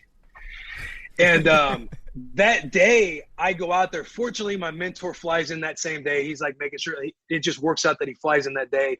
He's just asking me. He's like, what do you think? I'm like, there's truly like, I have to try and go. And if I can't, I'll just get injured while I'm out there on the field in front of them. Because right now they don't necessarily know what happened to me. I kind of didn't say anything. And then I woke up and it's way worse than I thought it was. And I go out there and have 2 interceptions and a PBU. And that day was the most pivotal day for me personally, because Shanahan comes out to me, Coach Mike Shanahan. He's like, hey, I'm going to have to start calling you like Mr. Interception. I get the nod to be the number 2 that week in preseason. I led the preseason that year in tackles. Like all of my opportunities came to make the practice squad that year. And that kind of set me up for the next year because I was on everybody's radar at that point. But that was probably my toughest like injury. The whole be a fucking wolf mentality thing comes from is like, that's the moment that I feel like made my career in the NFL. So then how long did you have the torn hamstring for the entire season? Yeah. So the docs, like, PFT, you might know being around the facilities and stuff like, you don't get the best treatment. Washington football team doesn't have the best name in the training room. Mm-hmm. I was told that it was a strain and I didn't know until the next year from an outside source. Cause you start learning, like I started asking vets, like, how do you take care of your body and this and that? And we're using other sources to go visit and get checked on and get body work done. And that's finding out from another PT. I found out he was like rubbing over this huge scar tissue. He's like, hey, do you tear your hamstring before? And I was like, no, not that I know of. He's like, man, it feels really bad up here. Like it was at like the bottom of my ass. It was like the worst part to have it. And that's how I kind of found out I had a torn hamstring. But I was always told I had like a strain. And I would just kind of do the whole ice and stem and, all this stuff, the bullshit that they do in the training room nowadays anyway. At least it wasn't like a cancerous growth on your scalp. They're like, oh, no, it's actually not your hamstring. We're just not going to operate on that for a while. No doubt, dude. And, hey, I'm glad you're like a Washington fan because you know a lot of these stories. That was pretty fucked up. But it's fun. Oh, for sure fucked up. And I have a story where I was my first year of free agency when I signed with the Titans. Before I went to the Titans, the Bills had just – I think Preston Brown just signed with the Cincinnati Bengals. And so the Bills had a void at middle linebacker. The Bills called me within like probably 10 minutes to fly out and do a physical. I actually found out that I had a white mass growth in a C-spine MRI. And the doc at the Bills was actually saying, hey, we're not talking about football anymore. Like, you need to go get this checked out. That the Redskins, we looked back on stuff and the Washington football team kind of missed my C-spine MRIs because I was getting checked out because of some stinger history. So that's why I had an MRI up there. And the Redskins had missed seeing that white mass in my skull. So I flew back. The Washington football, they took care of me. I know there's some sketchy stories in there, but they also took very good care of me when I got in. Mm. And they found out that fortunately it was just a cyst that I had for a while, but the neurosurgeon or the neurologist or whatever that does the brain MRI readings, he thought it was cancerous at first. And that entire night after my Bills visit, because we're like, obviously we're not going to offer you because you have this growth that we have no idea what's going on in your brain right now that you need to get checked out. Fortunately, it turned out it was just a cyst. But, dude, going off your story with Trent Williams, like, it's for it to happen twice in the same locker room that's not like a ringing endorsement. Like I'd rather have field surgery in the Civil War. And you pushed back on me when I said Alex Smith's personal physician cleared him. Yeah, that's exactly. a good thing. Yeah, that is a good thing. Yeah, you should use your personal physician. I know. I listened to your guys' episode with Dion. Hey, that was phenomenal. I had a question about when you get offered to be on the practice squad, or when you get told that they're going to try to put you on the practice squad, and at that point you still have to clear waivers, right? You have to go through, like any other team can sign you to their active roster. It's obviously not like dejecting, like getting cut, but you're probably not super pumped either that it's a practice squad, right? Or did you think that's what was going to happen? Yeah, you're not super pumped because so going into the fourth game, a scout had came up to me and was like, hey man, you have a shot at making this team. Like if you just black out and make a couple plays on special teams. And I was thinking in my head at the time, I was like, fuck, like I hate special teams. And he was like, you got a shot. And unfortunately, like I didn't make the team, but they call you that morning. You wake up, you understand cut day's coming, the Grim Reaper's coming for you. You walk in the facility, there's usually the Grim Reapers or the scouts are standing all over the rails, and you're just waiting to be picked off. If you can make it down, it's kind of like walking into a buckle. If you can make it to the back of the store without being talked to, if you need help, if you make it down to the locker room without being asked to bring your iPad to the facility or to the office, you've made it. So I walk in, I get the phone call like, hey man, we have good news and bad news. Like, bad news is we're going to cut you. I'm like, okay, I don't know how it goes up from here. He's like, but the good news is we want to bring you back on the practice squad. Wait. Yeah. But the good news is we want to bring you back on the practice squad if you clear waivers. I'm like, all right. And so you're kind of in the shuttle with the boys. Like all of us are getting cut. You're kind of just sitting there like what they tell you. And you're like, oh, we just got a phone call. Kind of texting your, the people that are in your circle. You're like, hey, I'm getting cut. And then I got to clear waivers for 24 hours. But, they say they want to bring me back on the P squad. And it was nerve-wracking because there was 9 of us on the shuttle. And there's only 8 guys who were on the P squad at the time. Turns out they bring us all. They were trying to sign us all, and they realized they had 9 guys, and they ended up having to let 1 guy go after they told him he made the P squad. It was devastating, brutal. Dude. We're all in the room. Like once we cleared waivers, like guys were like, "Hey, comp, like you might get picked up. Like you're number 3 linebacker right now on PFF or whatever." And I'm all like, "Oh, hell yeah, let's go." Obviously, don't get picked up because it doesn't matter that much. And then so the next day, I'm like, "Okay, we can do P squad." Solid money to practice a few days a week, and you're just hoping you don't get cut in a few weeks. And so we all get in the room to sign our paperwork, and somebody comes in, they're like, hey, I don't know if you guys know this, but we can only have 8, and there's 9 of you sitting in here. They're like, my man, I won't say his name. They're like, hey, my man, you got to come with us. Oh, and he like stands brutal. up. That's a reality show. I love it. Yeah. It's like Survivor. Whose job was it to count, though? I feel like that's a pretty basic football operation. Like JPP was in the back of the room trying to figure out how many guys are there and how many get to hang out. Like you should know it should be 8 guys, right? That's not that difficult. Yeah, we understood when we were all sitting there. Hey, we all think we're making the practice squad, but there's 9 of us sitting in here, so we're all kind of just sitting and waiting. But hey, PFT, man, it's that operation. Well, it's probably also the number. They probably thought one of you guys was going to get picked up, so it's like by someone else. Possibly, but right. that's So it's a 24 numbers hours. game. Right. Yeah, but that's 24 hours. The next day, you're still in the hotel. They got to send you a shuttle to bring you over. At that time, you got to know, like, the 9th guy, the odd man out, you should have already let him know once the waivers happened. Mm-hmm. Yeah. So now that this year is going to be a little bit different, you addressed this a little bit in your blog, but as an undrafted guy, if you only have, it looks like, 8 or 9 practices where you're going full speed to show off and show what you have, no preseason games, it doesn't look like. How is the evaluation process weighted towards, like, if you do it in a preseason game, does it mean a whole lot more than if you're just super consistent in practice? Or have there been guys that, absolutely sucked in practice, but then killed it during like game 2 and 3, and they end up making the squad? Yeah, all of those situations, like preseason games are definitely weighted for guys that are bubble guys that aren't seen that are going to make the team. For all those young guys that are trying to fight for a spot, preseason games matter because you can ball out in practice and be terrible once you get under the lights in the game. Because when you're out there, coach isn't holding your hand. He's not – the plays aren't scripted for you. You can't go back and watch days before and realize, okay, I'm in run period right now. They're all going to be runs and maybe one play action pass in my set. So you can't guess. Like you can't say, okay, we're in 7-on-7. We're in team blitz period. We're in team third down.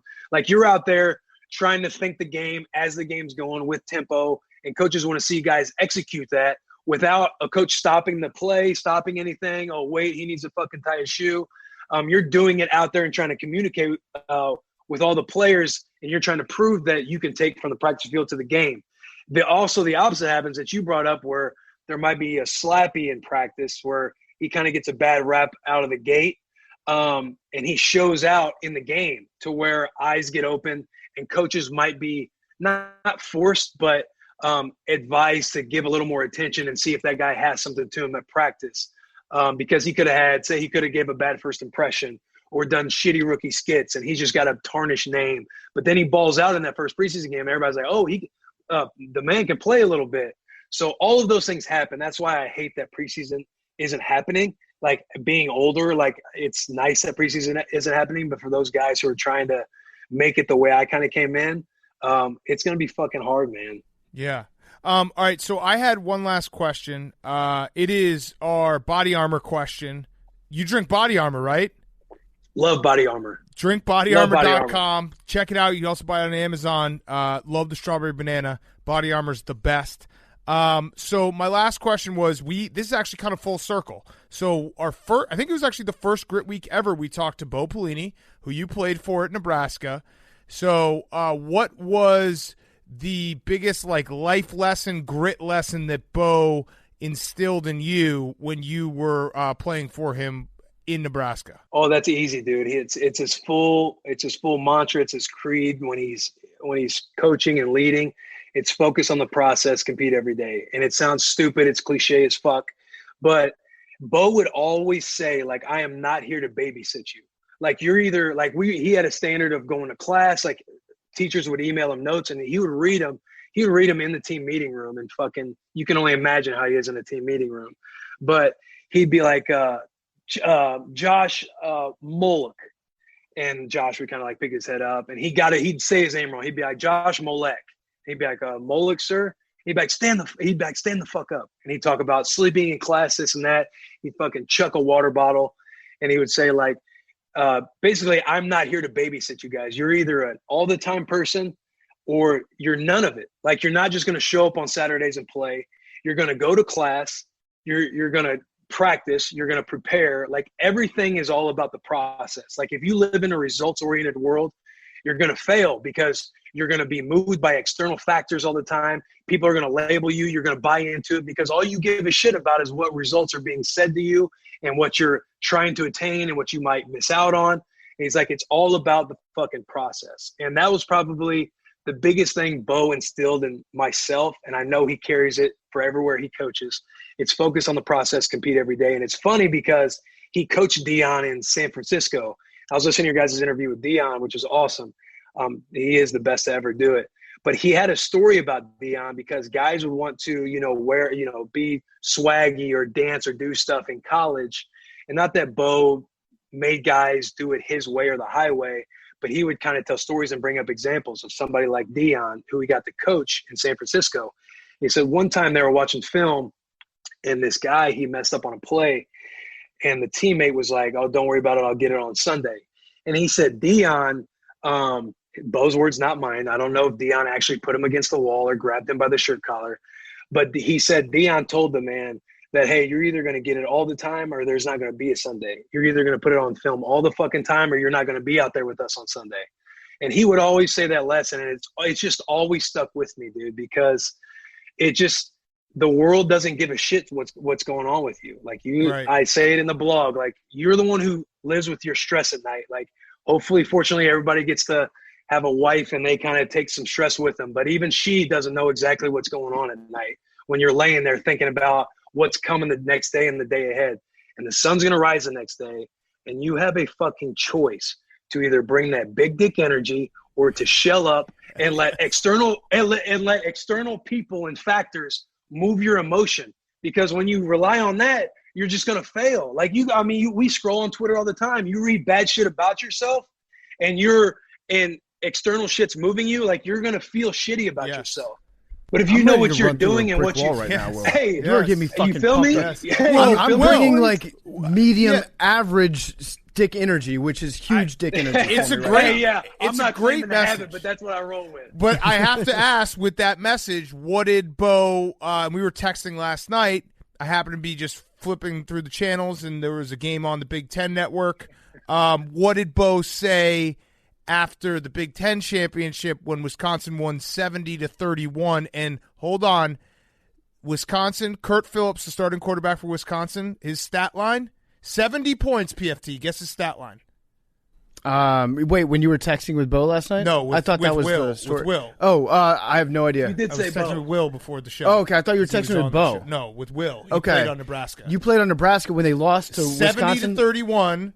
And what was the quarterback for Wisconsin's stat line? I think he probably had a was it like 21 for 22? He was 6 for 8 for 71 yards. And Wisconsin Wait. put up 70. How is that I'll tell you how it's but possible. you were a linebacker. Yeah. 8 rushing touchdowns, 539 yards. Jesus Christ. Hey, dude. Big Cat was texting me, and he's like, "Hey," I'm like, that game legitimately. Like, I know Alec Ingold. He played at Wisconsin, and he talks about the game. Like, I try and trip Wisconsin, but truly, I never feel good about bringing up Wisconsin's name ever because I am so fucking destroyed about that performance.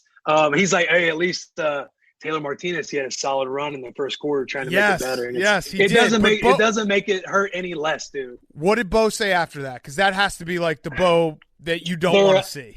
No, honestly, you didn't see that, Bo, because we got our shit pushed in so bad that I don't think anybody understood what was happening to us at the time. So when we were in the locker room, it was fucking sad, dude. It was just quiet. Like everyone's just quiet, and it's just like, there is not a lot to be said. I think everybody understood what was at stake. We shit down our leg, and that's a great example of knowing like the sun is gonna rise the next day, and you have a fucking choice. Yes. To put that game behind you, or as everybody likes to say, let it define you. But man, that was dark. That's the worst game I've ever been a part of. And as a middle linebacker, I think I told Big Cat that 3 running backs might have had over 200 yards. And everyone alludes to Melvin Gordon having 400 the next year, which thank God he broke the school record because it kind of took some spotlight away. We don't talk about the 3 guys that had 220 on you. Yeah. From what actually happened the year before, which I was actually like, okay, Nebraska lost, but thank God we get to kind of be put on the shelf a little bit. But, man, that's the worst game I've ever been a part of. Melvin Gordon had 216 yards on 9 carries. On 9 carries. Dude, it's such a ridiculous stat line to see 70 points and 8 pass attempts and then have Melvin Gordon 9 carries, 216 yards. Hey, dude, I think I missed a big run. Like, we fucking sucked that game, dude. But I will say, Bo, if you listen to this fucking podcast, I would tell you to your face now, dude, that we didn't adjust and we only called 1 call in that personnel. And now that I'm older and understand the game a little more, I'm just thinking, why in the fuck didn't we send pressure off the edge away from the speed sweep guy? Like, we didn't adjust that game, so we take it as a team, dude. Yeah, I love you, Bo. I miss you. Yeah. All right. Well, thank you, Will. This has been awesome. Yeah. Busting with the boys, Will Compton. He was a legend of the I think I have you guys ranked as the number 4 R-Words team of the last 30 years. The 9-7 2015 Redskins. That was the You Like That year, right? Hey, yeah, that was a fun year, dude. That You Like That game is when I actually got my first start that year to finish the rest of the season. So big fan of that game. There you go. Nice. I would say that it was more you coming in. That's what turned the tide, and not Kirk Cousins yelling at a Comcast sports reporter or whatever. Yeah. Hey, no doubt. Hey, PFT, were you even aware of the boy back in my Washington football days? Yeah, I remember watching you play, and I was like, this guy is actually good. Like, I have no idea where he came from. Every time you get an undrafted free agent from a big school, like a traditional power school, you think in the back of your head, like, Nebraska. This could work. That's why I said traditional. Yeah. Not a modern power school, but like early 90s power school, you think like, oh, this guy's got something in the tank. So I remember watching you play, a little undersized, a little gritty. So, that was a magical season. Hey, Big K, you believe him? No, because he said that he was like, damn, this guy's good. Right. Hey, now we're on the same team, boys. Yeah, true. And we love having you on the team. Hopefully we see you soon, man. Oh, do you want to make an announcement real quick? Get us some headlines here. Are you going to play this year? Or are you going to opt out?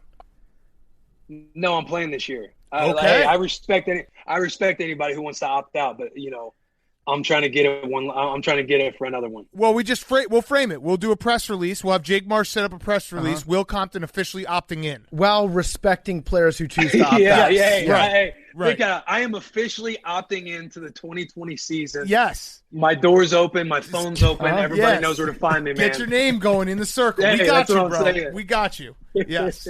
I appreciate you All guys. right. See you, man. Thanks, you. Will. See you, fellas. Will Compton was brought to you by Shady Rays. Shady Rays are high-quality shades for far less than the expensive brands. They have the best warranty in the sunglasses industry. They will give you a replacement if they're lost, if they're broken, and they have a lifetime craftsmanship warranty plus 10 meals get donated to fight hunger in America with every single order. I don't know about you guys, but I've seen the Shady Rays commercials on TV recently. There's something cool about seeing a company that we've been advertising with for the last year and a half, seeing them on TV and being like, I know those guys. They make great products, and the sunglasses look just as great in real life as they do in those TV commercials. Summer's in full swing. There's no time to waste. Hook yourself up with a great pair of sunglasses. They have the exclusive sunglasses, a part of my take. They're called Shady Rays, and they have the strongest warranty in all of eyewear. This is actually really great what they do. They will replace your shades if you lose them. If you break your sunglasses for any reason, it doesn't matter what happens. If you drop them in the ocean, you lose them in a lake, anything. They fall off a jet ski when you're trying to drive around and impress your cousin Dale. They will send you a new pair of sunglasses. They're not going to ask any questions about it. Shady Rays is great. It is the season for losing and breaking sunglasses, but don't worry if you've got Shady Rays. And even with that strong of a warranty, they still manage to make quality that's just as good as any expensive pair that you'll ever wear.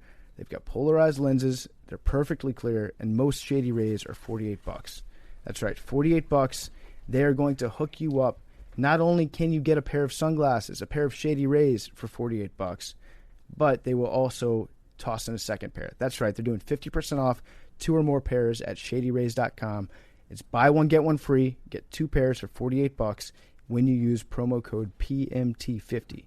It's promo code PMT50. You get free returns, free exchanges.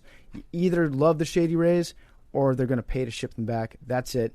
Go to shadyrays.com. Use promo code PMT50.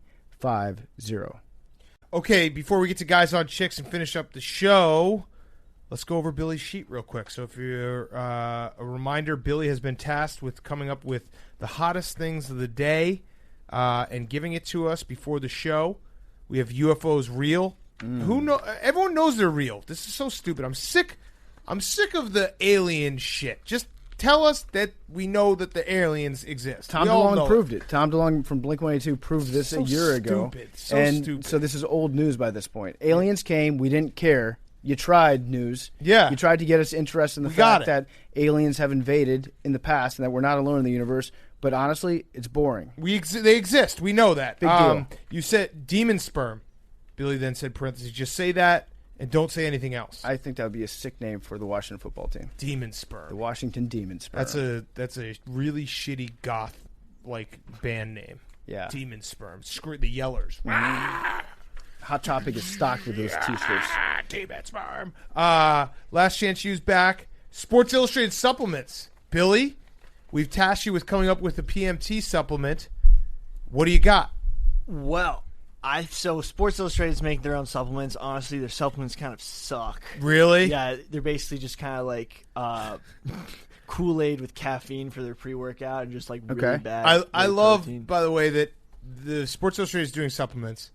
The entire internet roasts it because Sports Illustrated is getting in the supplement game, and then Billy takes the zag on it, and he's like, "Listen, you have every right to make supplements. Just don't make shitty ones." Mm-hmm. Yeah, no, that's the first thing that occurred to Billy was I want to see what is actually in these things. So it's beta-alanine and caffeine in their pre-workout, right? Well, there's not even that much beta-alanine, and they're all proprietary blends, which means that they don't actually have to put the amount they say. So what's in our supplement? So if we were to make a Pardon My Take mass gainer, I think we should make a Bacon Blast whey protein. First of all, yeah. you need to work on the branding. I like that we're doing a mass gainer, but if it's Barstool, it should absolutely be Zoo Mass. Should be the name of it. Zoo Mass gainer. Zoo Mass. Mm-hmm. Unlock the power of Harambe. Oh, so it would just be like bacon bits, whey protein, chocolate, and creatine and Osterine, and that would be an awesome mass gainer. Okay. Just toss that in there. Like, listen, it's just pretty much like bacon and chocolate and just a little bit of steroids Maybe and some- a little Toradol, and it's fine. Totally fine. Okay, good, Billy. Then we got a pre-workout, Okay. and we'd call it not a drug guy pre-workout, and it would just be beta-alanine, taurine, sildenafil, and then DMAA This is and the worst. DMHA. Yeah. Well, Well, the worst spin-off of Breaking Bad. You ever. also had nitrous oxide, right? yeah, nitrous oxide booster. And what were the other things in there? Oh no, it's a nitrous oxide booster, and sildenafil is for a pump. It just gets your veins. Yeah, but what really about the dilated. Viagra and meth? Yeah, that's what I was Put going in there. for. Sildenafil is the active ingredient in Viagra, but it's sick for pumps. Okay, it gets so- your blood. Yeah, I'm going to stop you, Billy. I like where we're at with the mass gainer. I'm on board with that. Sounds delicious. I like where your head's at with part of my take, Viagra. That's a good idea. well, it's a too. pre-workout. But no, yeah, but people just get it. Yeah, They multi-use. say- Get that They pump. put Yeah. it in their Pump. kitchen cabinet and they say like, "This is my pre-workout," but it's actually just Viagra. It's disguised Viagra. and it's All called right. Harden My Take. Ooh, yes, I like that. Oh. All right, so and then the Barstool Recovery Bar. Yeah, it's just like a protein brownie with delta 8 THC, CBD, and I like this. So we take steroids, meth, Viagra, and weed. yes, Okay. Good What- job, what do we we're Billy. gonna do? get jacked. What do we do to recover from the heart attack? The delta 8 THC. We contact 3Chi, be like, we want to make a protein brownie Okay. with some THC just to go to sleep. So We good should sleep. we should actually make it stool softener. Just I call like it this. stool softener. I like this. Good job, Billy. All right. You also had bizarre scam as Chinese students in Australia kidnapping themselves.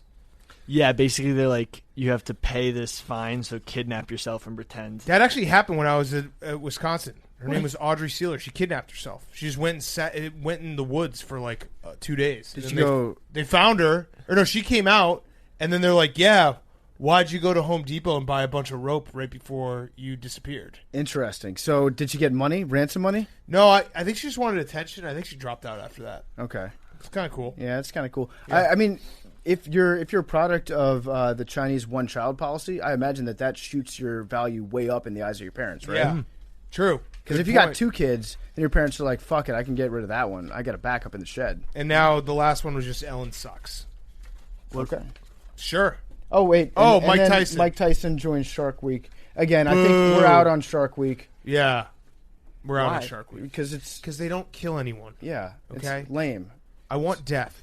Okay. More like Shark Week. Yeah, We it's got just to not. incite violence from the sharks. Yeah. Yes. Yeah, Yes. yeah. Do Stark Week, and it's just shark decapitations. We need something like to get the juices flowing. All right, Hank. Guys on Chicks, and then we will see everyone at noon on Wednesday for today for our stream. And if you're tuning in afternoon, just tune in now because we're probably still live. Yeah. I could be dying from heat exhaustion under 24 shirts. Over under 10 miles for Billy.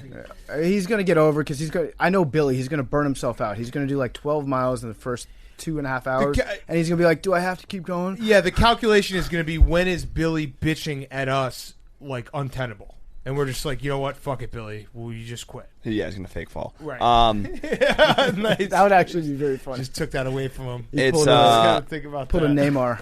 I got an update from the bread boy, we'll call him. Oh yeah. It's me again. So in the short time that I texted you and up until now, things have become worse. I was shocked y'all actually read my issue, and my boyfriend, let's just call him Parker, found out through a friend who listens to your show and is now convinced that it's normal because y'all thought it was awesome. So thanks for that. Yep. I don't know how these things are supposed to be, but I'm just going to tell y'all everything because the bread really isn't even the worst thing. So like I said, he eats bread with literally everything. It's not like a freaking utensil to him. He scoops soup with it. Cereal, obviously, he uses 4 slices when making a sandwich, 2 on top, 2 on the bottom. I can't wrap my brain around this. My friends all think it's super gross, especially when we go out to a restaurant and he has to get a couple of bread baskets for himself. I'm fine with that. For the record, like getting the hot bread delivered Yes. to your table, getting a Yes. restock of that. Yes. As long as you tip well, I think that's an alpha move. He isn't that overweight, but what worries me is if his metabolism slows down, he's going to gain a ton of weight. He doesn't work out, and when he isn't working, he mostly plays video games or watches movies. I love Parker. He's super funny and is very smart, but I feel like he's going way too far with the fucking bread. I'm not scared that he hears this because he already knows how I feel, and he just shrugs it off. Always with something like, you're overreacting, it's just bread, or, so what, I fucking love bread, what are you going to do, break up with me? I mean, seriously, am I overreacting? I'm officially giving y'all final say as to who wins. Help. I don't know what to do. I really don't. Like, it sounds, if you didn't have a problem with the bread, then there's no problem. Yeah. If you're cool with it, then it's not an issue. But if it's reaching the point where you're embarrassed that you're basically dating a duck in a park, then then you need to have a conversation. If you can't adapt, then it's time to cut. I think you just need to just suck it up. There's a lot of bad things in the world. Eating too much bread's not one of them. What, Billy? I have a solution for her. Yeah.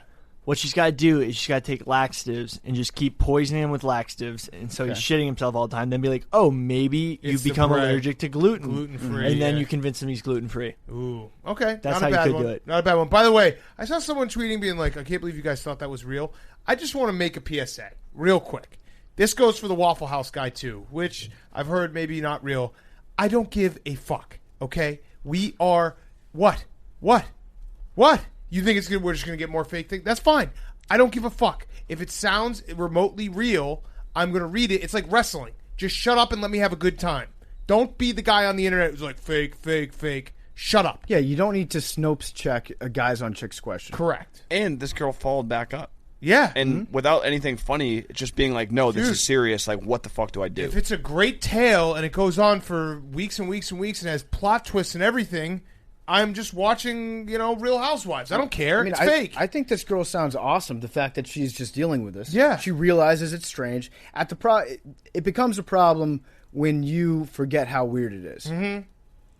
Hey, PMT boys, especially you, Honk, and Cat Daddy. I've recently been getting into arguments with my boyfriend because he has really been making me feel guilty about going out with my girlfriends again.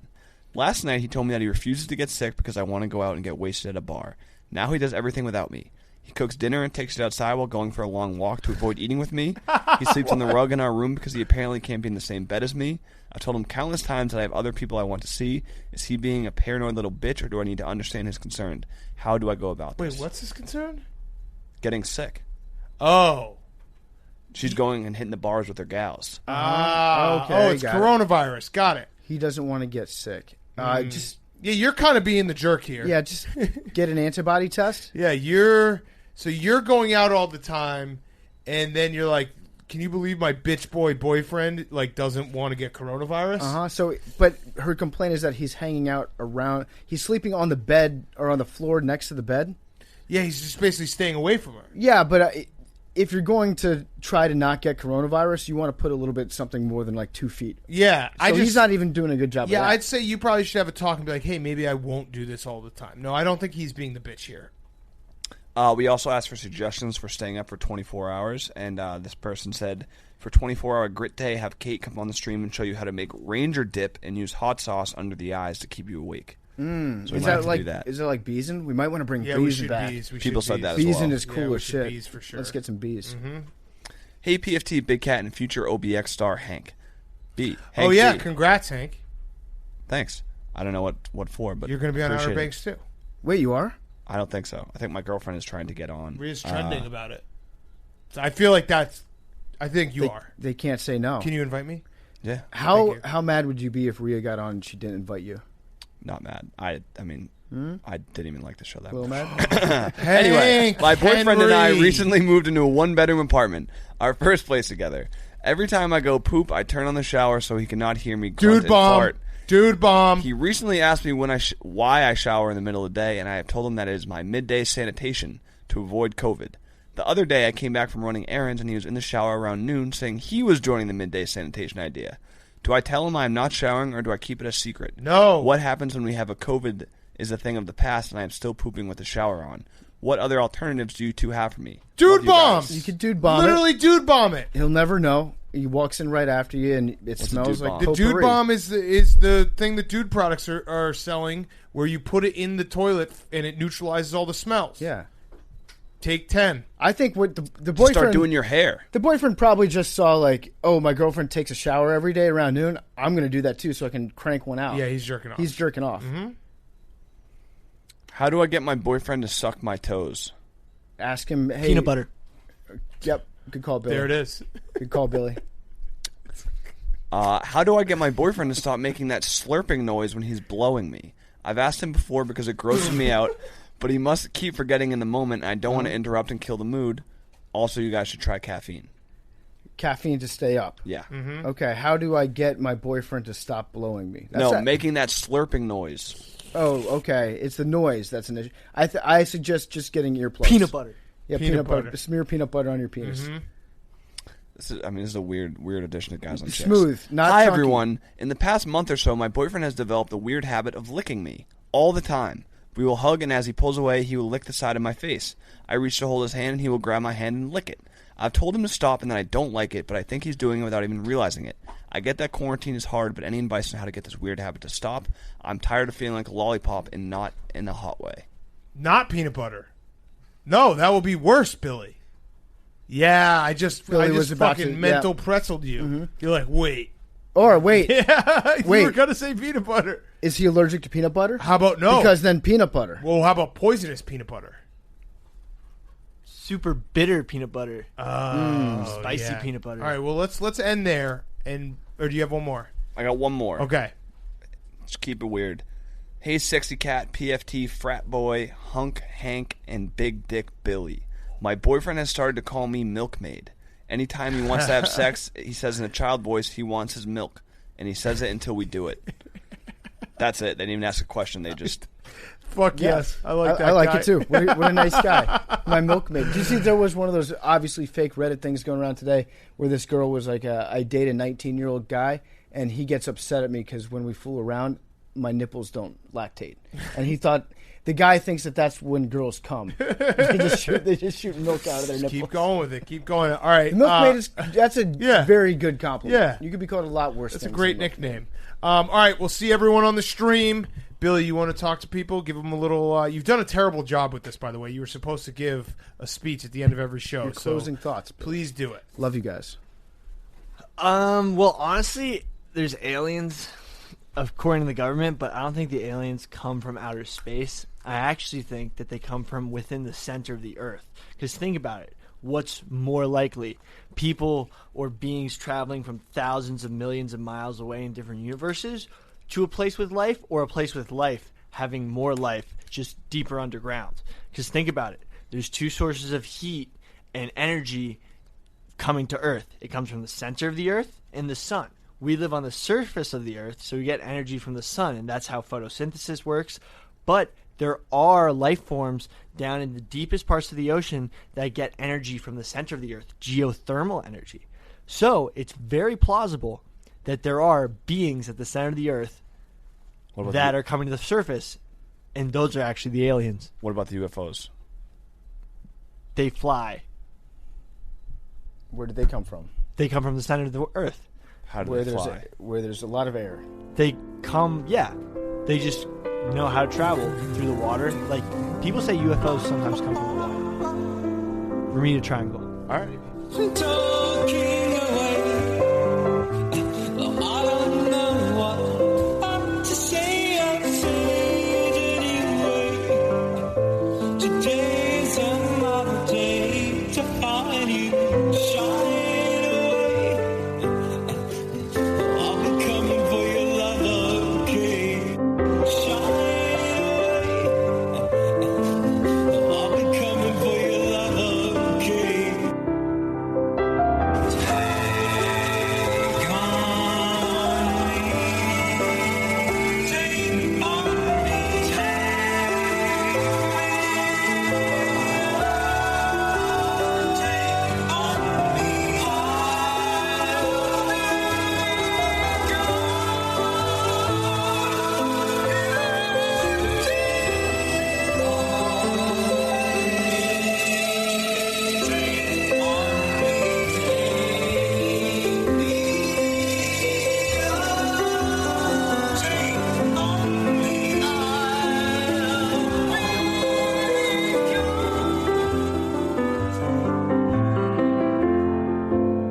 It's Pardon My Take, presented by Barstool Sports.